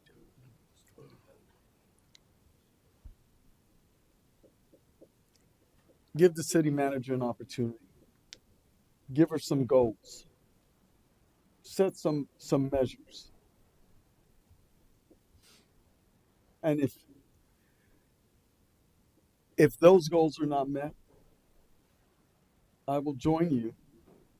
However, I believe when you set goals, you make those goals, folks should be rewarded. A lot was said in that resolution. But what's not being said is the fact that so many people have benefited from her leadership.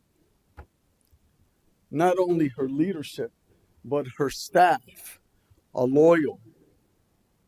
And that doesn't come overnight. There's a culture that's been built here. And that culture has been positive. It's been motivating. We've got a great police chief. We got different directors that understand what leadership is and the epitome of leadership. I'm asking, give her an opportunity to really be the city manager that she really is. One that can perform at whatever level that you ask of her. The things that you mentioned, Councilman Langevin, those were council's decisions. Those were council's direction. So, Madam Sherman, I don't want to put you in an awkward position, but would you like to say a few words in regards to this resolution and your leadership capacity? Certainly, sir. I appreciate the opportunity. I guess it already is an awkward situation, to your point. I would echo what you said. I'm certainly happy to work with new council, to work through whatever your priorities are. You've stated them very clearly on the campaign trail. You've stated them clearly here tonight again, as well as last night. Those are clearly things that we can do together. I believe we've, to your point, built a really quality team. I know there's some concerns about some of the directors in some positions, and you've expressed those to me. Some of you have. Those are things we can certainly work through, but a lot of this for me comes down to the concept of what are your goals? What are your expectations? What are the things that you're looking to accomplish? And certainly my position as a city manager, if given the opportunity to remain in the position, is to set targets for you and to achieve those things. Certainly to the mayor's point, I'm recognizing that we have many things still to do. Many things to do that relate to a failure of the city for many, many years to truly invest in things like infrastructure, to truly plan for the things that are really highlighted now that need to happen. Road widening is a great example. So in the 4 years that we've had to work on some of those things, we've made a lot of progress. We've been able to start a lot of designs and plans for the things that the city needs. But those things don't come overnight, especially when there was not a lot of planning and funding put into those things historically. I'm confident in the team we have assembled. I'm confident that if you would be willing to work with me, that I could do that with each of you individually and collectively as a corporate body. But I do appreciate the opportunity, sir, just to speak tonight. Thank you. Thank you, ma'am.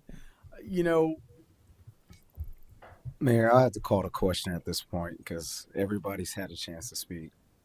Yeah, I know what I know that, but part of that is you seconded the motion. You seconded the motion, and you seconded it for discussion, And everybody had part of the right? discussion. And so where are you at right now? Call the question. You know, it's interesting um, that this comes up at a certain time like that, and you're right. I don't agree we should go down this path, and I believe that is prejudging you folks that are coming on this dais. And it also appears that it's wrong not only for our city, but it sets a bad perception. You mentioned perception before, and this is a bad perception on what is trying to come on our dais. This is what's trying to come against our city. So I've got a motion by Councilman Langevin and seconded by Councilman Johnson. All in favor of the motion signify by saying aye. Aye. All opposed signify by saying nay. Nay. May I have a roll call, please? Councilman Langevin, aye. Councilman Johnson, aye. Councilman Hammer, aye. Deputy Mayor? Nay. Mayor Medina, nay. Well,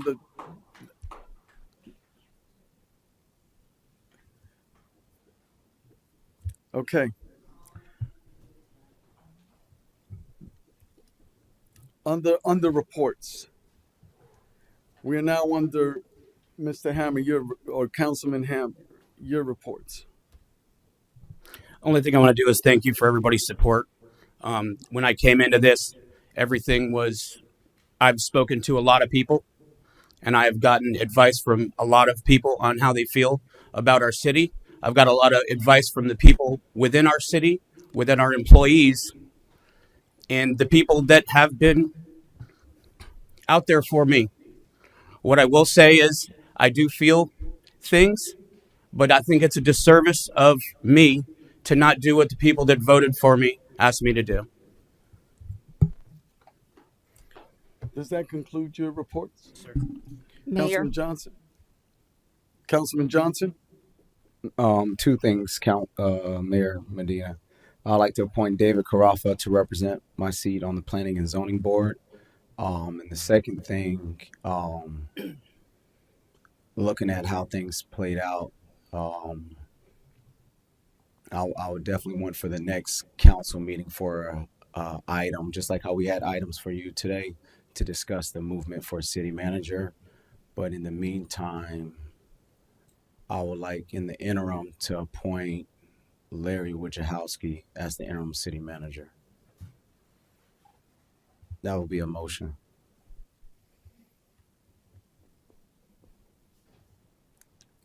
Is there a second? I'll second. Okay, I got a motion and a second. Any discussion?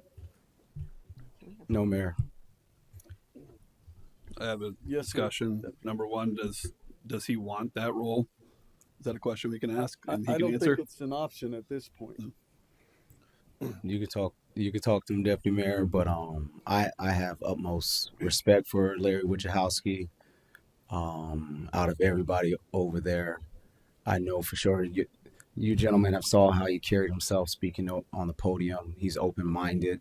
He's open to have discussions. He's a military veteran himself, so he understands the core. He understands the discipline. He understands leadership. So I feel he would be the best out of everybody there. Well, not that I'm going to disagree with that, but if there's a better candidate and as our staff, I would say Mr. Brian Robinson would fit that category a lot better. I would that's who I would go with if that was the case. I'm also looking at it from a budget standpoint as well. Finance director, he worked with Brevard County, has left on his terms and came over to Palm Bay. So yeah, So when it comes to the budget, I believe Angelique is the number one person over there. But you have a motion? Mayor, Yeah. before motion, there should be public comments allowed. Then you'll pull your second. Yeah, I'll pull my second. And I'll pull my motion. All right. Thank you. Anyone wish to speak regarding this?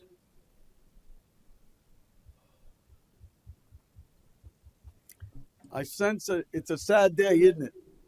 I see it. Absolutely. It's a sad day. I'm not entertaining a discussion or dialogue at this point, sir. Seeing no one wants to speak. Then I make. Oh. Yeah. Oh, okay. Come on up, man.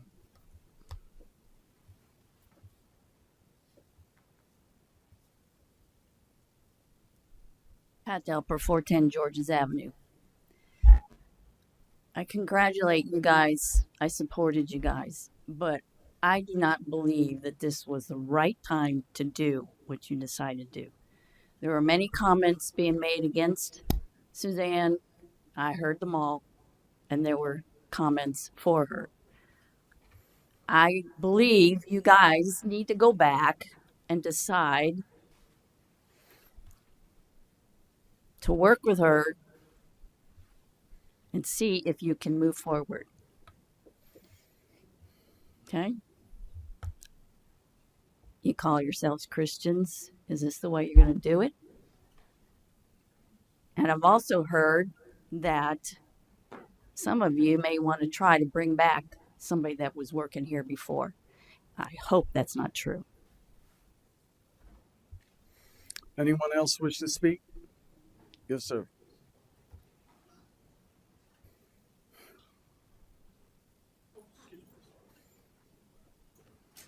Butcher Ram 219 Trenton Avenue.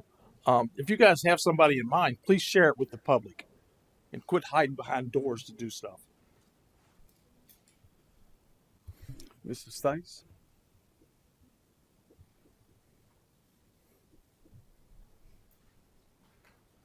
You know, I had to fire and hire a lot of people in my career.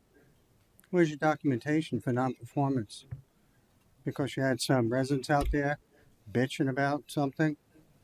Okay, everybody, you know, it's like, who are you going to blame? Okay, you blame somebody like Biden, but it was all his cronies who refused to act. It was the guy who was in charge of the border who said it's secure. Where is your documentation to validate non-performance? You just talked to a few residents, knocked on some doors, that was it? Do you look at a workload? Do you look at her accomplishments? Do you look at her improvement when she makes mistakes? Do you? You going to answer that question? Because I'd like to know. Is this strictly based on hearsay? Because when you're in a leadership position, you're going to take headshots. I have. And I've had headshots at me unfairly. I've been right-sized and re-engineered. Have you?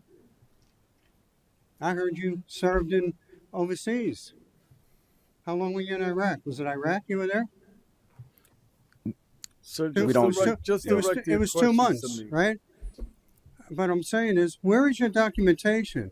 Now, when you have a staff here and you're going to fire somebody, you've got to have documentation, don't you? I don't know if we're a right to work state, but if I'm sitting in that chair, show me where I fell short. Show me the documentation, because this is on video, and people just believe what they hear. You need to evaluate this or reevaluate this and look at documentation, because this is bogus. Absolutely. Would you want it? Would you want documentation? Would you want to know what you did wrong and you didn't meet the expectations? I'm not seeing it. Okay, it shows a total lack of respect, and I think you're starting off 20 steps behind rather than moving forward to what you say you want to be and what you want to do. I've been managing over 35 years, okay? I'm not perfect, but I know what I see. Thank you. Anyone else wish to speak?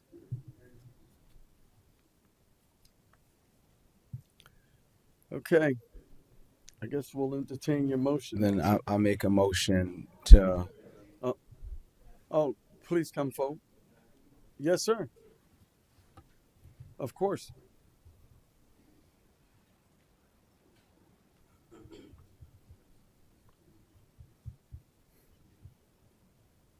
So my heart's beating really fast because I tend not to get emotional, but I just nothing against what you guys have already decided, but Suzanne is like the best of us, and I can't stress that enough because I wouldn't be here without her leadership. I've learned so much from her, and I speak for a lot of us over there that she's amazing, and not only the intellect, the compassion. You guys may know I played some baseball. I haven't been under a better leadership than Suzanne Sherman, and I mean that. And you're a major league ball player. Once upon a time. But I know you guys have decided, but it wouldn't sit right with me if I didn't tell you how I felt about our city manager, this woman, this person. I'm kind of, I don't know what to say right now. This isn't scripted or anything like that. So I wanted to say how I felt because I thought it was important. And I know a lot of people wouldn't because they have their job to think about. I have a family, but Suzanne, you've done so much for me personally, for a lot of us over there. And it's been an absolute pleasure working for you. And I mean that with everything I have. And again, I understand you guys' concerns. I just, as an employee, as a person, I just had to let you know. And that's it. Thank you. Anyone else?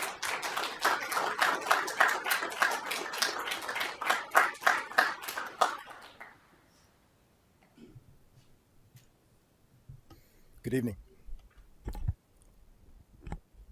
Everybody knows Mario Jello, Chief of Police, City of Palm Bay. Ma'am, I appreciate you. So a lot of people don't know, a lot of things are said. I respect everybody's opinion and everybody's decision. The decision's already been made. I'm a soldier. I will do whatever needs to be done, but I'm not leaving unless I say these words. 3 years ago, almost 3 years ago, I lost my grandson.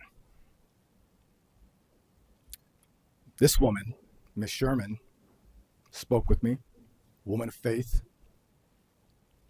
honor, and integrity. I was going to retire 3 years ago. It's because of the conversations we had in her office that I chose to stay on to do what we're doing today. Nobody's perfect. Nobody is perfect except for our Lord and Savior, Jesus Christ. Have mistakes been made by everybody? Yes. But at this point, where we are today, in my opinion, and I'm going to take it, to not give an opportunity to a city manager that leads with grace, that leads with integrity and honor, does not micromanage, is open-minded, allows you to speak your mind at city staff meetings and in one-on-one director meetings, to not give her an opportunity with a full dais of councilmen or persons. It's unfortunate. It's unfortunate. We talk about the accomplishments. Prior to the city manager, Suzanne Sherman, I don't remember the last time public safety, at least from the police standpoint, we were as funded as we are today. Yes, council approves them, but it's because of her negotiations and her agreeing to the needs and understanding, truly meeting with those men and women in both public safety entities to truly figure out and find out what the issues were. She's visited my officers in hospitals. She really cares about the city, her employees. Um,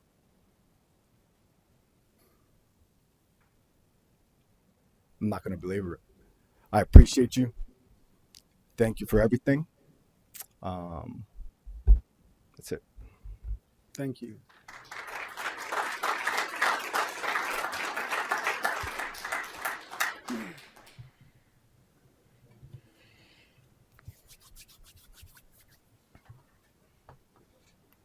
I'm confused about the public speaking. I think the vote's already been done. Are we again speaking on behalf or against Ms. Sherman, or are we looking to speak on the replacement? Because I think if staff wanted to, they had an opportunity to come up here and speak when I and other citizens did. So I guess that's my question. Do I need to spend another 2.5 minutes debating why I believe she should not, or that she should be terminated? Because I believe the motion on the table, and I'm not into this, is about the replacement, not about whether or not she's staying. Is that accurate? Well, Or are it we was, just going to continue to allow people to come up here all well, night you're long? speaking, sir. Carry on. Well, So the my, motion was withdrawn, and I was asked to allow people to speak publicly. So for carry the on. replacement, Go correct? ahead. Yes, sir. Carry on. I would vouch for Larry as a good replacement, and I do agree that it's time for new leadership. I just think that time for people to come forward to speak about that is over, and that we should be speaking about the replacement now. That's my contention. Everybody had an opportunity during the other portions to speak whether or not they thought that she should or should not remain in leadership. This should be about who is the intern replacement. I don't think that we need to hear people after people coming up now after the vote has already been decided, and say their farewells. They can do that as soon as council is over. I think it's time the city to move forward, pick the replacement. If Larry is willing, I think he's a good choice. That's what I have to say. If we want to sit here and continually debate whether or not she should or should not go, but I think that vote's already been had. I think we need to move on. Anyone else wish to speak? Seeing none, go ahead. I'd like to make a motion to appoint Larry Wojciechowski as the interim city manager, and for us to have a council discussion at the first meeting of December on how to move forward with the city management. I'll second that. I've already said everything before, so I won't repeat it, sir. Yeah, I think if we're going to discuss about city manager, I think we should come meet before December. You know, if I agree. If you want to, I'm good with that. So I'll withdraw my second. Split up that motion. Oh, split. Okay, then let's split it. So you'll withdraw your second. All right. So I'm in my motion. 1 second. Oh, you want to go? Sir? Oh, okay. Oh, Yes, Larry, yes, sir. Come on up. Larry wants to speak. Larry says, I need to speak.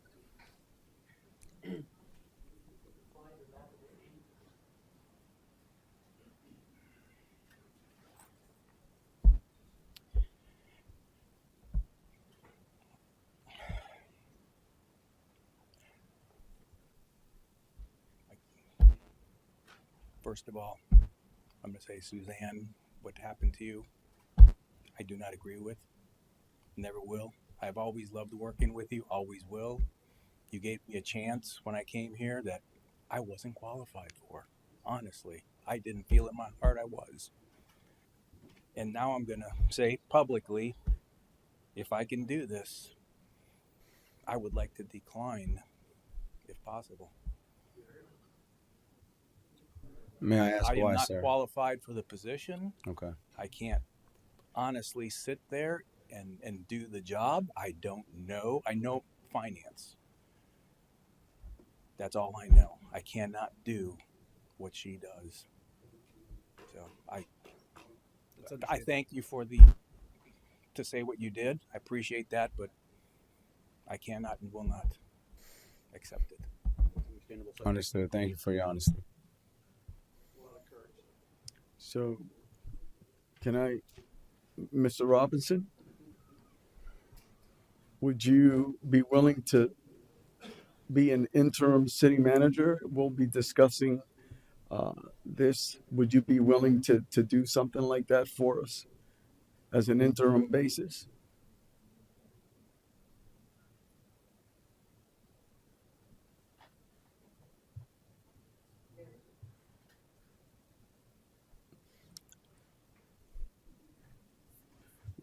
Would you like to come up?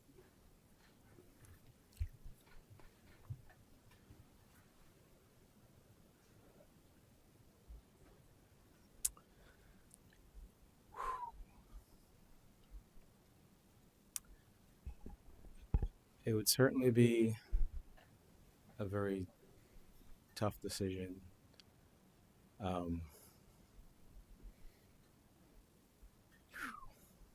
wasn't prepared for this tonight. Certainly saddened by what happened to Miss Sherman.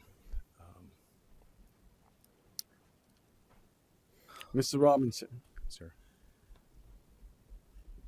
I believe that you have the character and the fortitude to act as city manager of our city on an interim basis. I know it's difficult.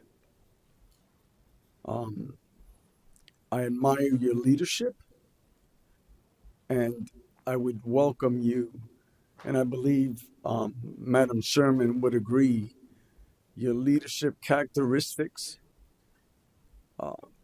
are intact. So I would support you coming in as city manager on an interim basis, sir. And I believe your city needs you. And I would second that. Well, I haven't. I can't make the motion. I can't make the motion. Yeah, you can make the motion though, but I would implore you to consider coming through for your city at this time.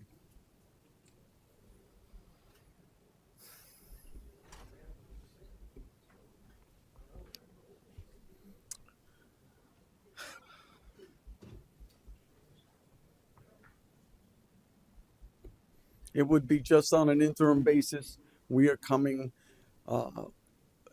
It's just on an interim basis, sir.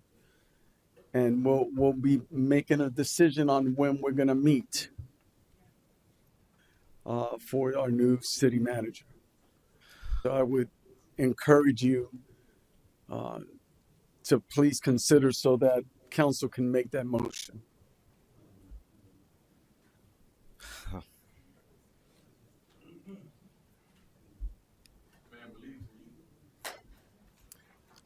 I wish I had more time to think this through.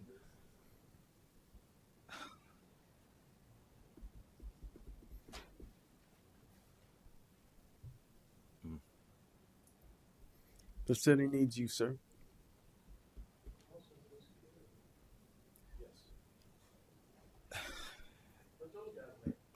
May I ask a question? Is there another candidate that you Sir, all I'm consider? asking.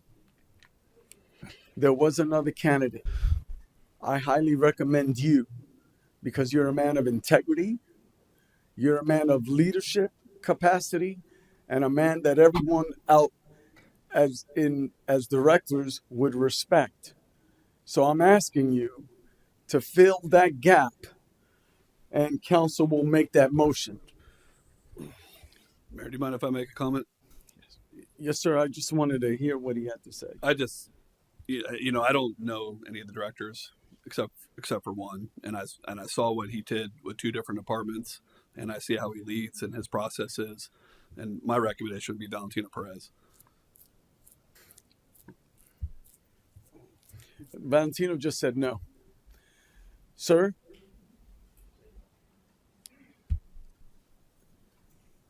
I'm going to respectfully decline. Okay. Valentino, you're next.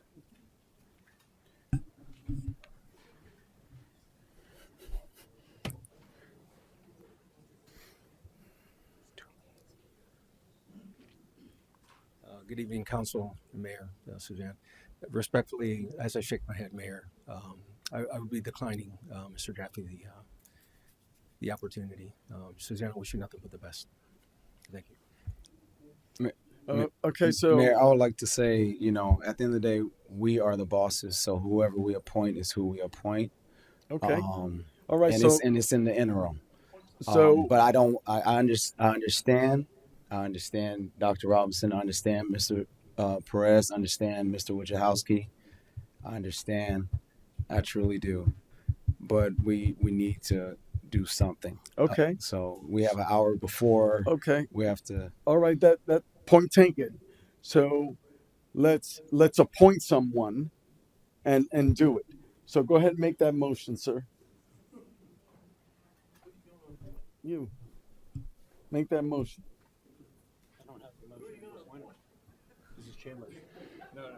All right. You I'll make the motion to appoint our IT director to be the interim city manager. It's just going to be for a couple of days, most likely, or a week or two. I'll second it. So any further discussion? All in favor signify by saying aye. Aye. Aye. Any opposed? Nay. Nay. Passes 4-1. You are the interim director, Mr. Robinson.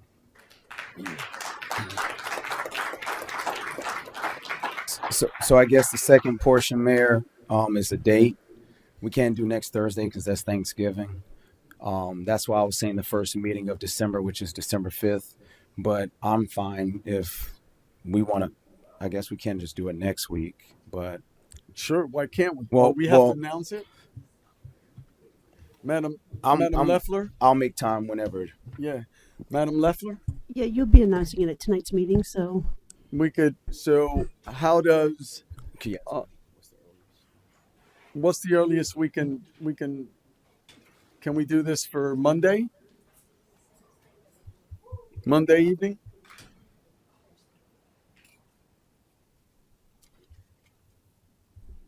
And I'll just make a comment. Monday is the only night I'm available. I'm out of town the rest of the week. Okay. Monday sounds good. Everyone's good? Can we do I'm Monday? good. it is open. The chambers here is open, so We're all good? So Monday at 1800 hours, we'll be discussing the direction for our new city manager. Okay? So that's now, Mr. Johnson, you have reports? None to report? Deputy Mayor Jaffe, reports? Nothing to report at this time. Well, I've got several reports. First and foremost, I'm disappointed in the direction of this council. I'm going to report that. I think that Madam Sherman should be considered in the running to be our next city manager. I think she led as integrity as most of these individuals that have fostered relationships that have been led by someone that has followed the directions of our council. The second thing I want to report is the Mayor's Ball. So the Mayor's Ball this year, the beneficiary, as most of you know, I have several contacts, community folks that reach out to me, and there's a huge special needs community, children within our community, autism in our community. So the selection for the Mayor's Ball beneficiary this year will be Space Coast Discovery. Currently, this unique school has 49% of its students who live in Palm Bay, and 51 of its employees live here in Palm Bay. But what they are is that they provide child-centered curriculum to classroom to focus on social, emotional, physical, and educational needs for gifted, special needs, and autistic children. So I hope council joins me in fundraising for Space Coast Discovery. Years ago, it went by a different name, and the former Red Sox pitcher Tim Wakefield would do fundraisers for them. As of course you know, Tim Wakefield has passed on, and so did his wife. So we could definitely fill in that gap and help out our special need population. Then secondly, you eloquently put it on, you motivated me with what the police chief, Mario Jello, said, you can't hide. Don't come out and try to peddle fentanyl in our city because we're coming after you, right? What a relentless investigation. So many years putting pieces together to get an indictment. I give kudos to the Palm Bay Police Department. I give kudos to our chief of police, their leadership. And again, as he reiterated, that leadership was also led by Madam Sherman. So just for the record, I wanted to include Detective Carlos Sanchez, one of the tips of the spear that was relentless, and Officer Tony Williams. Man, that is a dynamic duel. Guys, congratulations. Thank you for picking up that spear and keep moving the ball forward and gathering all those pieces to get this indictment. That's a big hoorah for both of you. Then I wanted to just say a little bit about giving back this council chamber to the citizens of Palm Bay. Years ago, the council would have meetings at 7 o'clock at night. And a lot of people would come here because they had the ability to get off of work and come.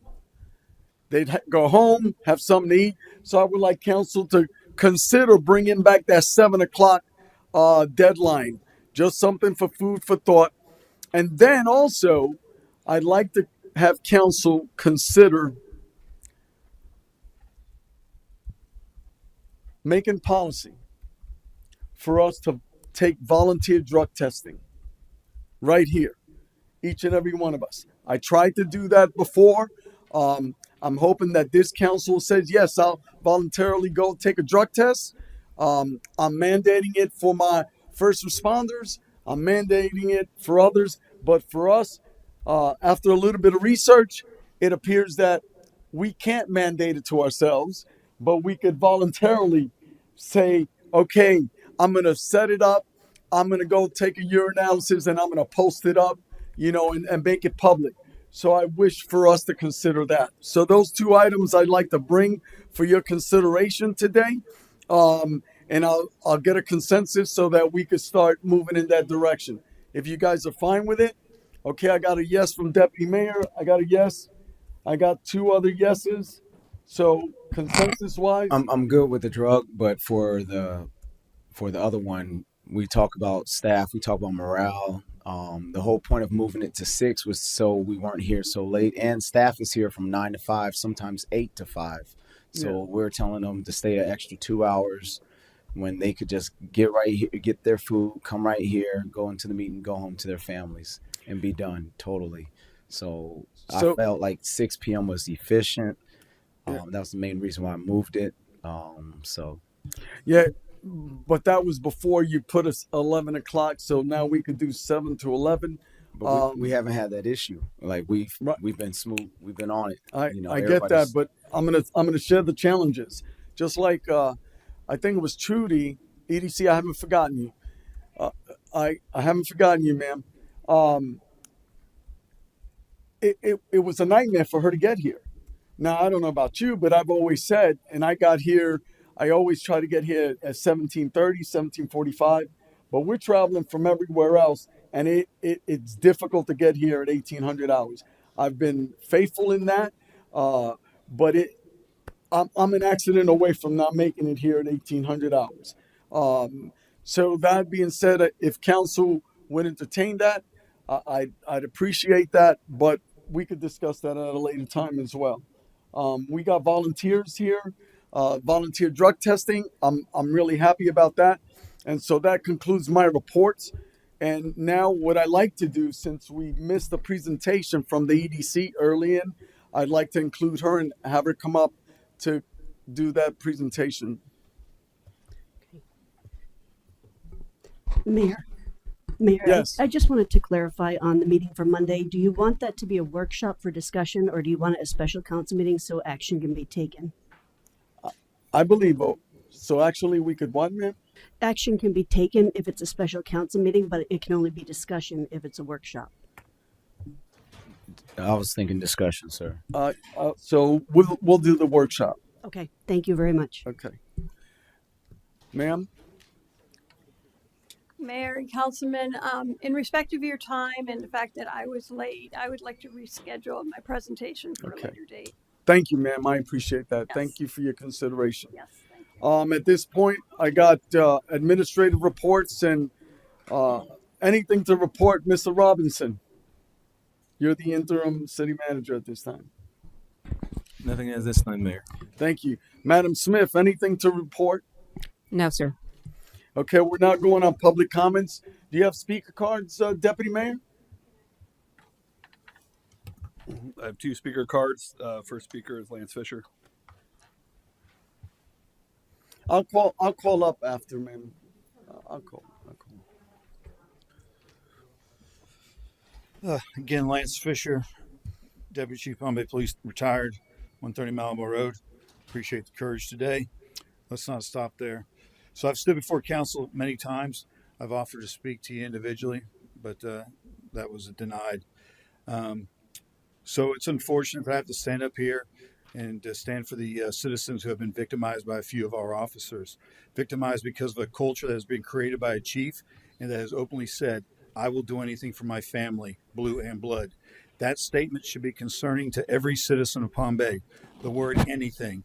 Anything implies that there are no limitations or restrictions or what can be chosen. No limitations, lies, cover-ups, protection, hiding things. You decide what those limitations are because the chief certainly has.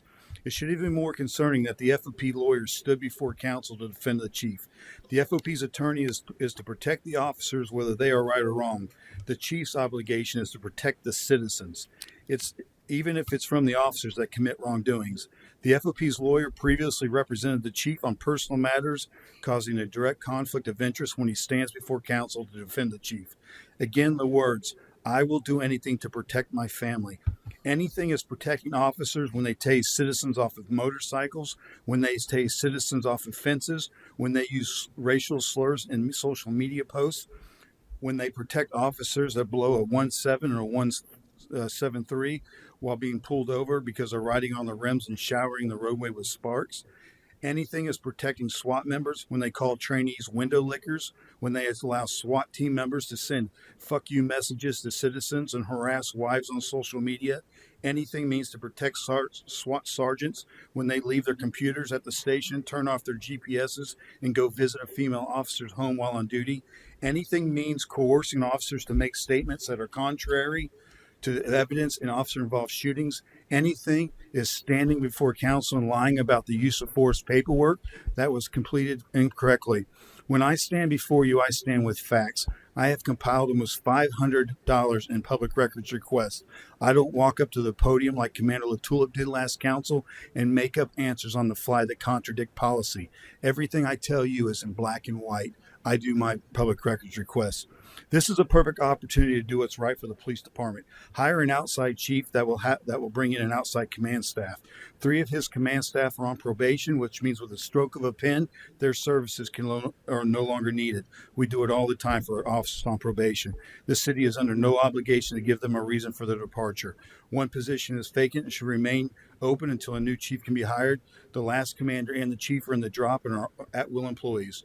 Drastic changes need to be made to the Palm Beach Police Department to move forward and away from the good old boy system, so that every officer can thrive, not just those that are loyal to the chief. Next speaker. Last speaker card is Butch Orand.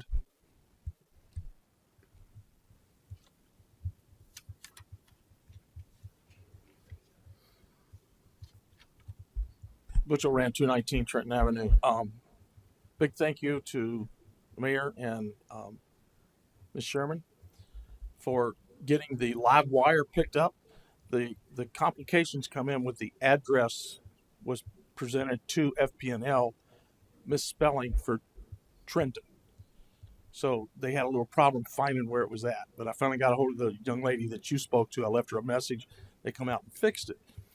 They got the wire up, but they didn't connect the street light. And I think it's a city-owned street light from what I've been told. I'm not sure. So they need to come out and hook up the street light if possible. So I don't know who to address that to. Yeah, send it to me, sir. Okay, I'll do that. With the correct spelling, Yes. and I'll forward it on to her. All right, So, thank you. The other thing, did I hear something up here? I wasn't listening a whole lot. Rental property gets a homestead. Did I hear that? No. They don't know. Okay. Thanks. You guys have showed you got courage here, right? I didn't agree with it, but you showed it. When are you going to put a moratorium on a new building, and quit talking about it and do it? You know, let's get it done. The mayor just explained to you it takes an hour and a half to get anywhere in this freaking city. I had an 8 o'clock appointment in Melbourne. I left my house at 7:15. I got to the appointment at 8:15. Granted, I had to go through Melbourne, but guess what? I got to Melbourne, straight shot. Getting out of Palm Bay, terrible. Go to any of the intersections, Minton and Jupiter, San Filippo, and Malabar Road. Babcock, try to go south on Babcock after work hours. Can't do it.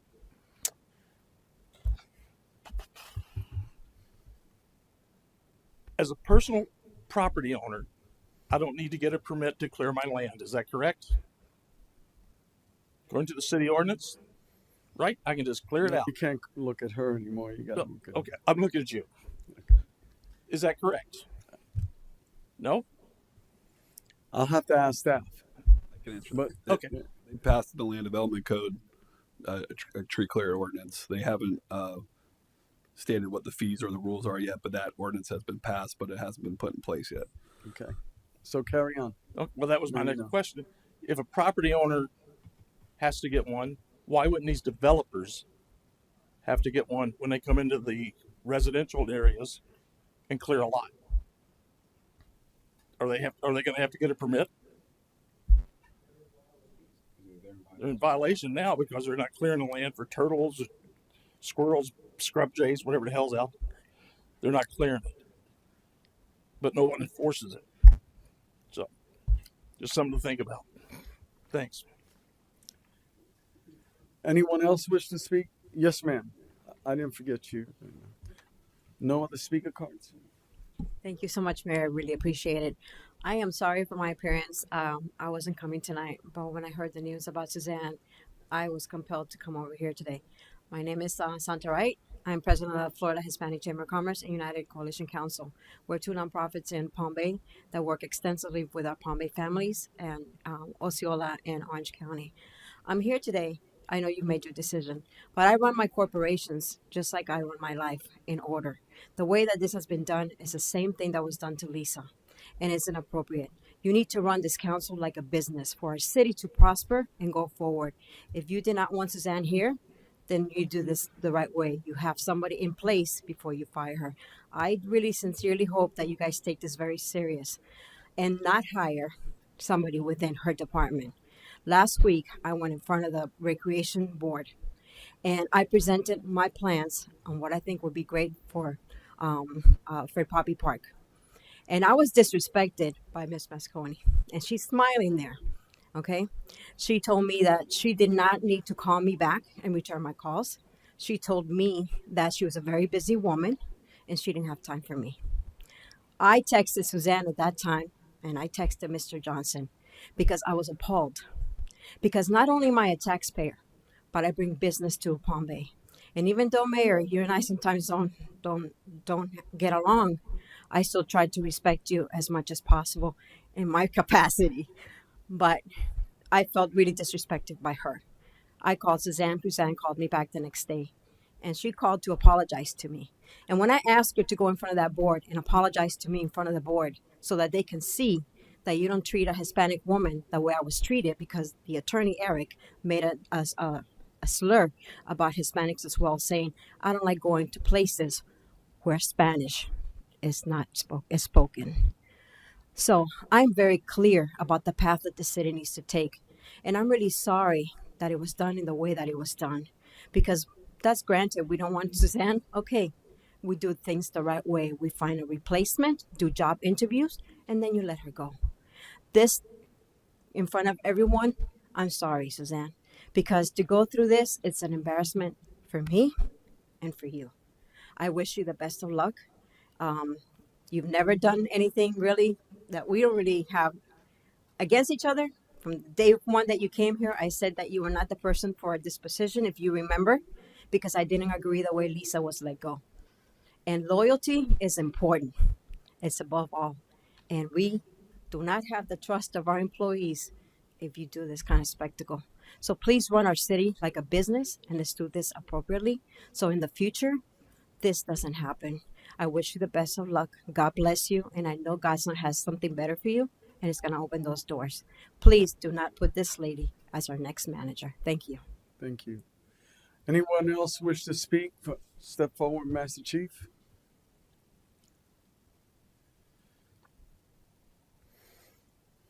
Bill Batten, 586 Ocean Spray Street, Southwest. I've got a couple of quick items. The first one is the fear of when the CERT program for the firefighters or for emergency responders, that there could potentially be a lawsuit. We're authorizing them to perform emergency actions. It's one thing when you're a private citizen and you take emergency action to help somebody. That's on you. But the fact if we train somebody and they started performing emergency activities, that means it's on the city because we trained them, supposedly. So just put it out there. That could be a lawsuit in the making. Keep that in mind. Item number 2. Charter officers that we have in the city of Palm Bay, we had staff review of them. Was anything, just for curiosity's sake, was anything in staff review that said that there was something wrong? That's to me, there's where fault lies. Item number 3. The staff that was in the back didn't get up and speak when they had the opportunity, and that's partly because of policy within the city where staff does not speak out because of fear of reprisal of what will happen to them, even though they had the opportunity. This one hit so deep that they were willing to risk that to step up and speak out. So that might be something the city looks at, to give staff the opportunity to occasionally dress without fear of reprisal, because they know more than any of us do of what's going on behind the scene. Let them have the ability to address the council as a citizen of Palm Bay or as an employee of Palm Bay. We will get more knowledge than we need, but we'll also have it straight from the horse's mouth. Right? Item number 3 or 4, I lost track. Even when we have a change of command, even at sea, we bring the next commanding officer in. That individual gets to work with the outgoing commanding officer, so you'll know what everything's there, so you'll have somewhat of a smooth transition. I'm sorry for you, young man, because if it turns long, you're going to be asked all kinds of questions. You're going to be going, I don't know, let me call the mayor and ask. And you know what the mayor is going to say? I have no idea. That's what's going to happen. A change of command with prior knowledge transfer is always easier than this. That being said, you're there, you're the elected officials, and this is government at work. Sometimes it succeeds, sometimes it fails, but this is government at work. Thank you. Anyone else wish to speak? Seeing none, this meeting's adjourned.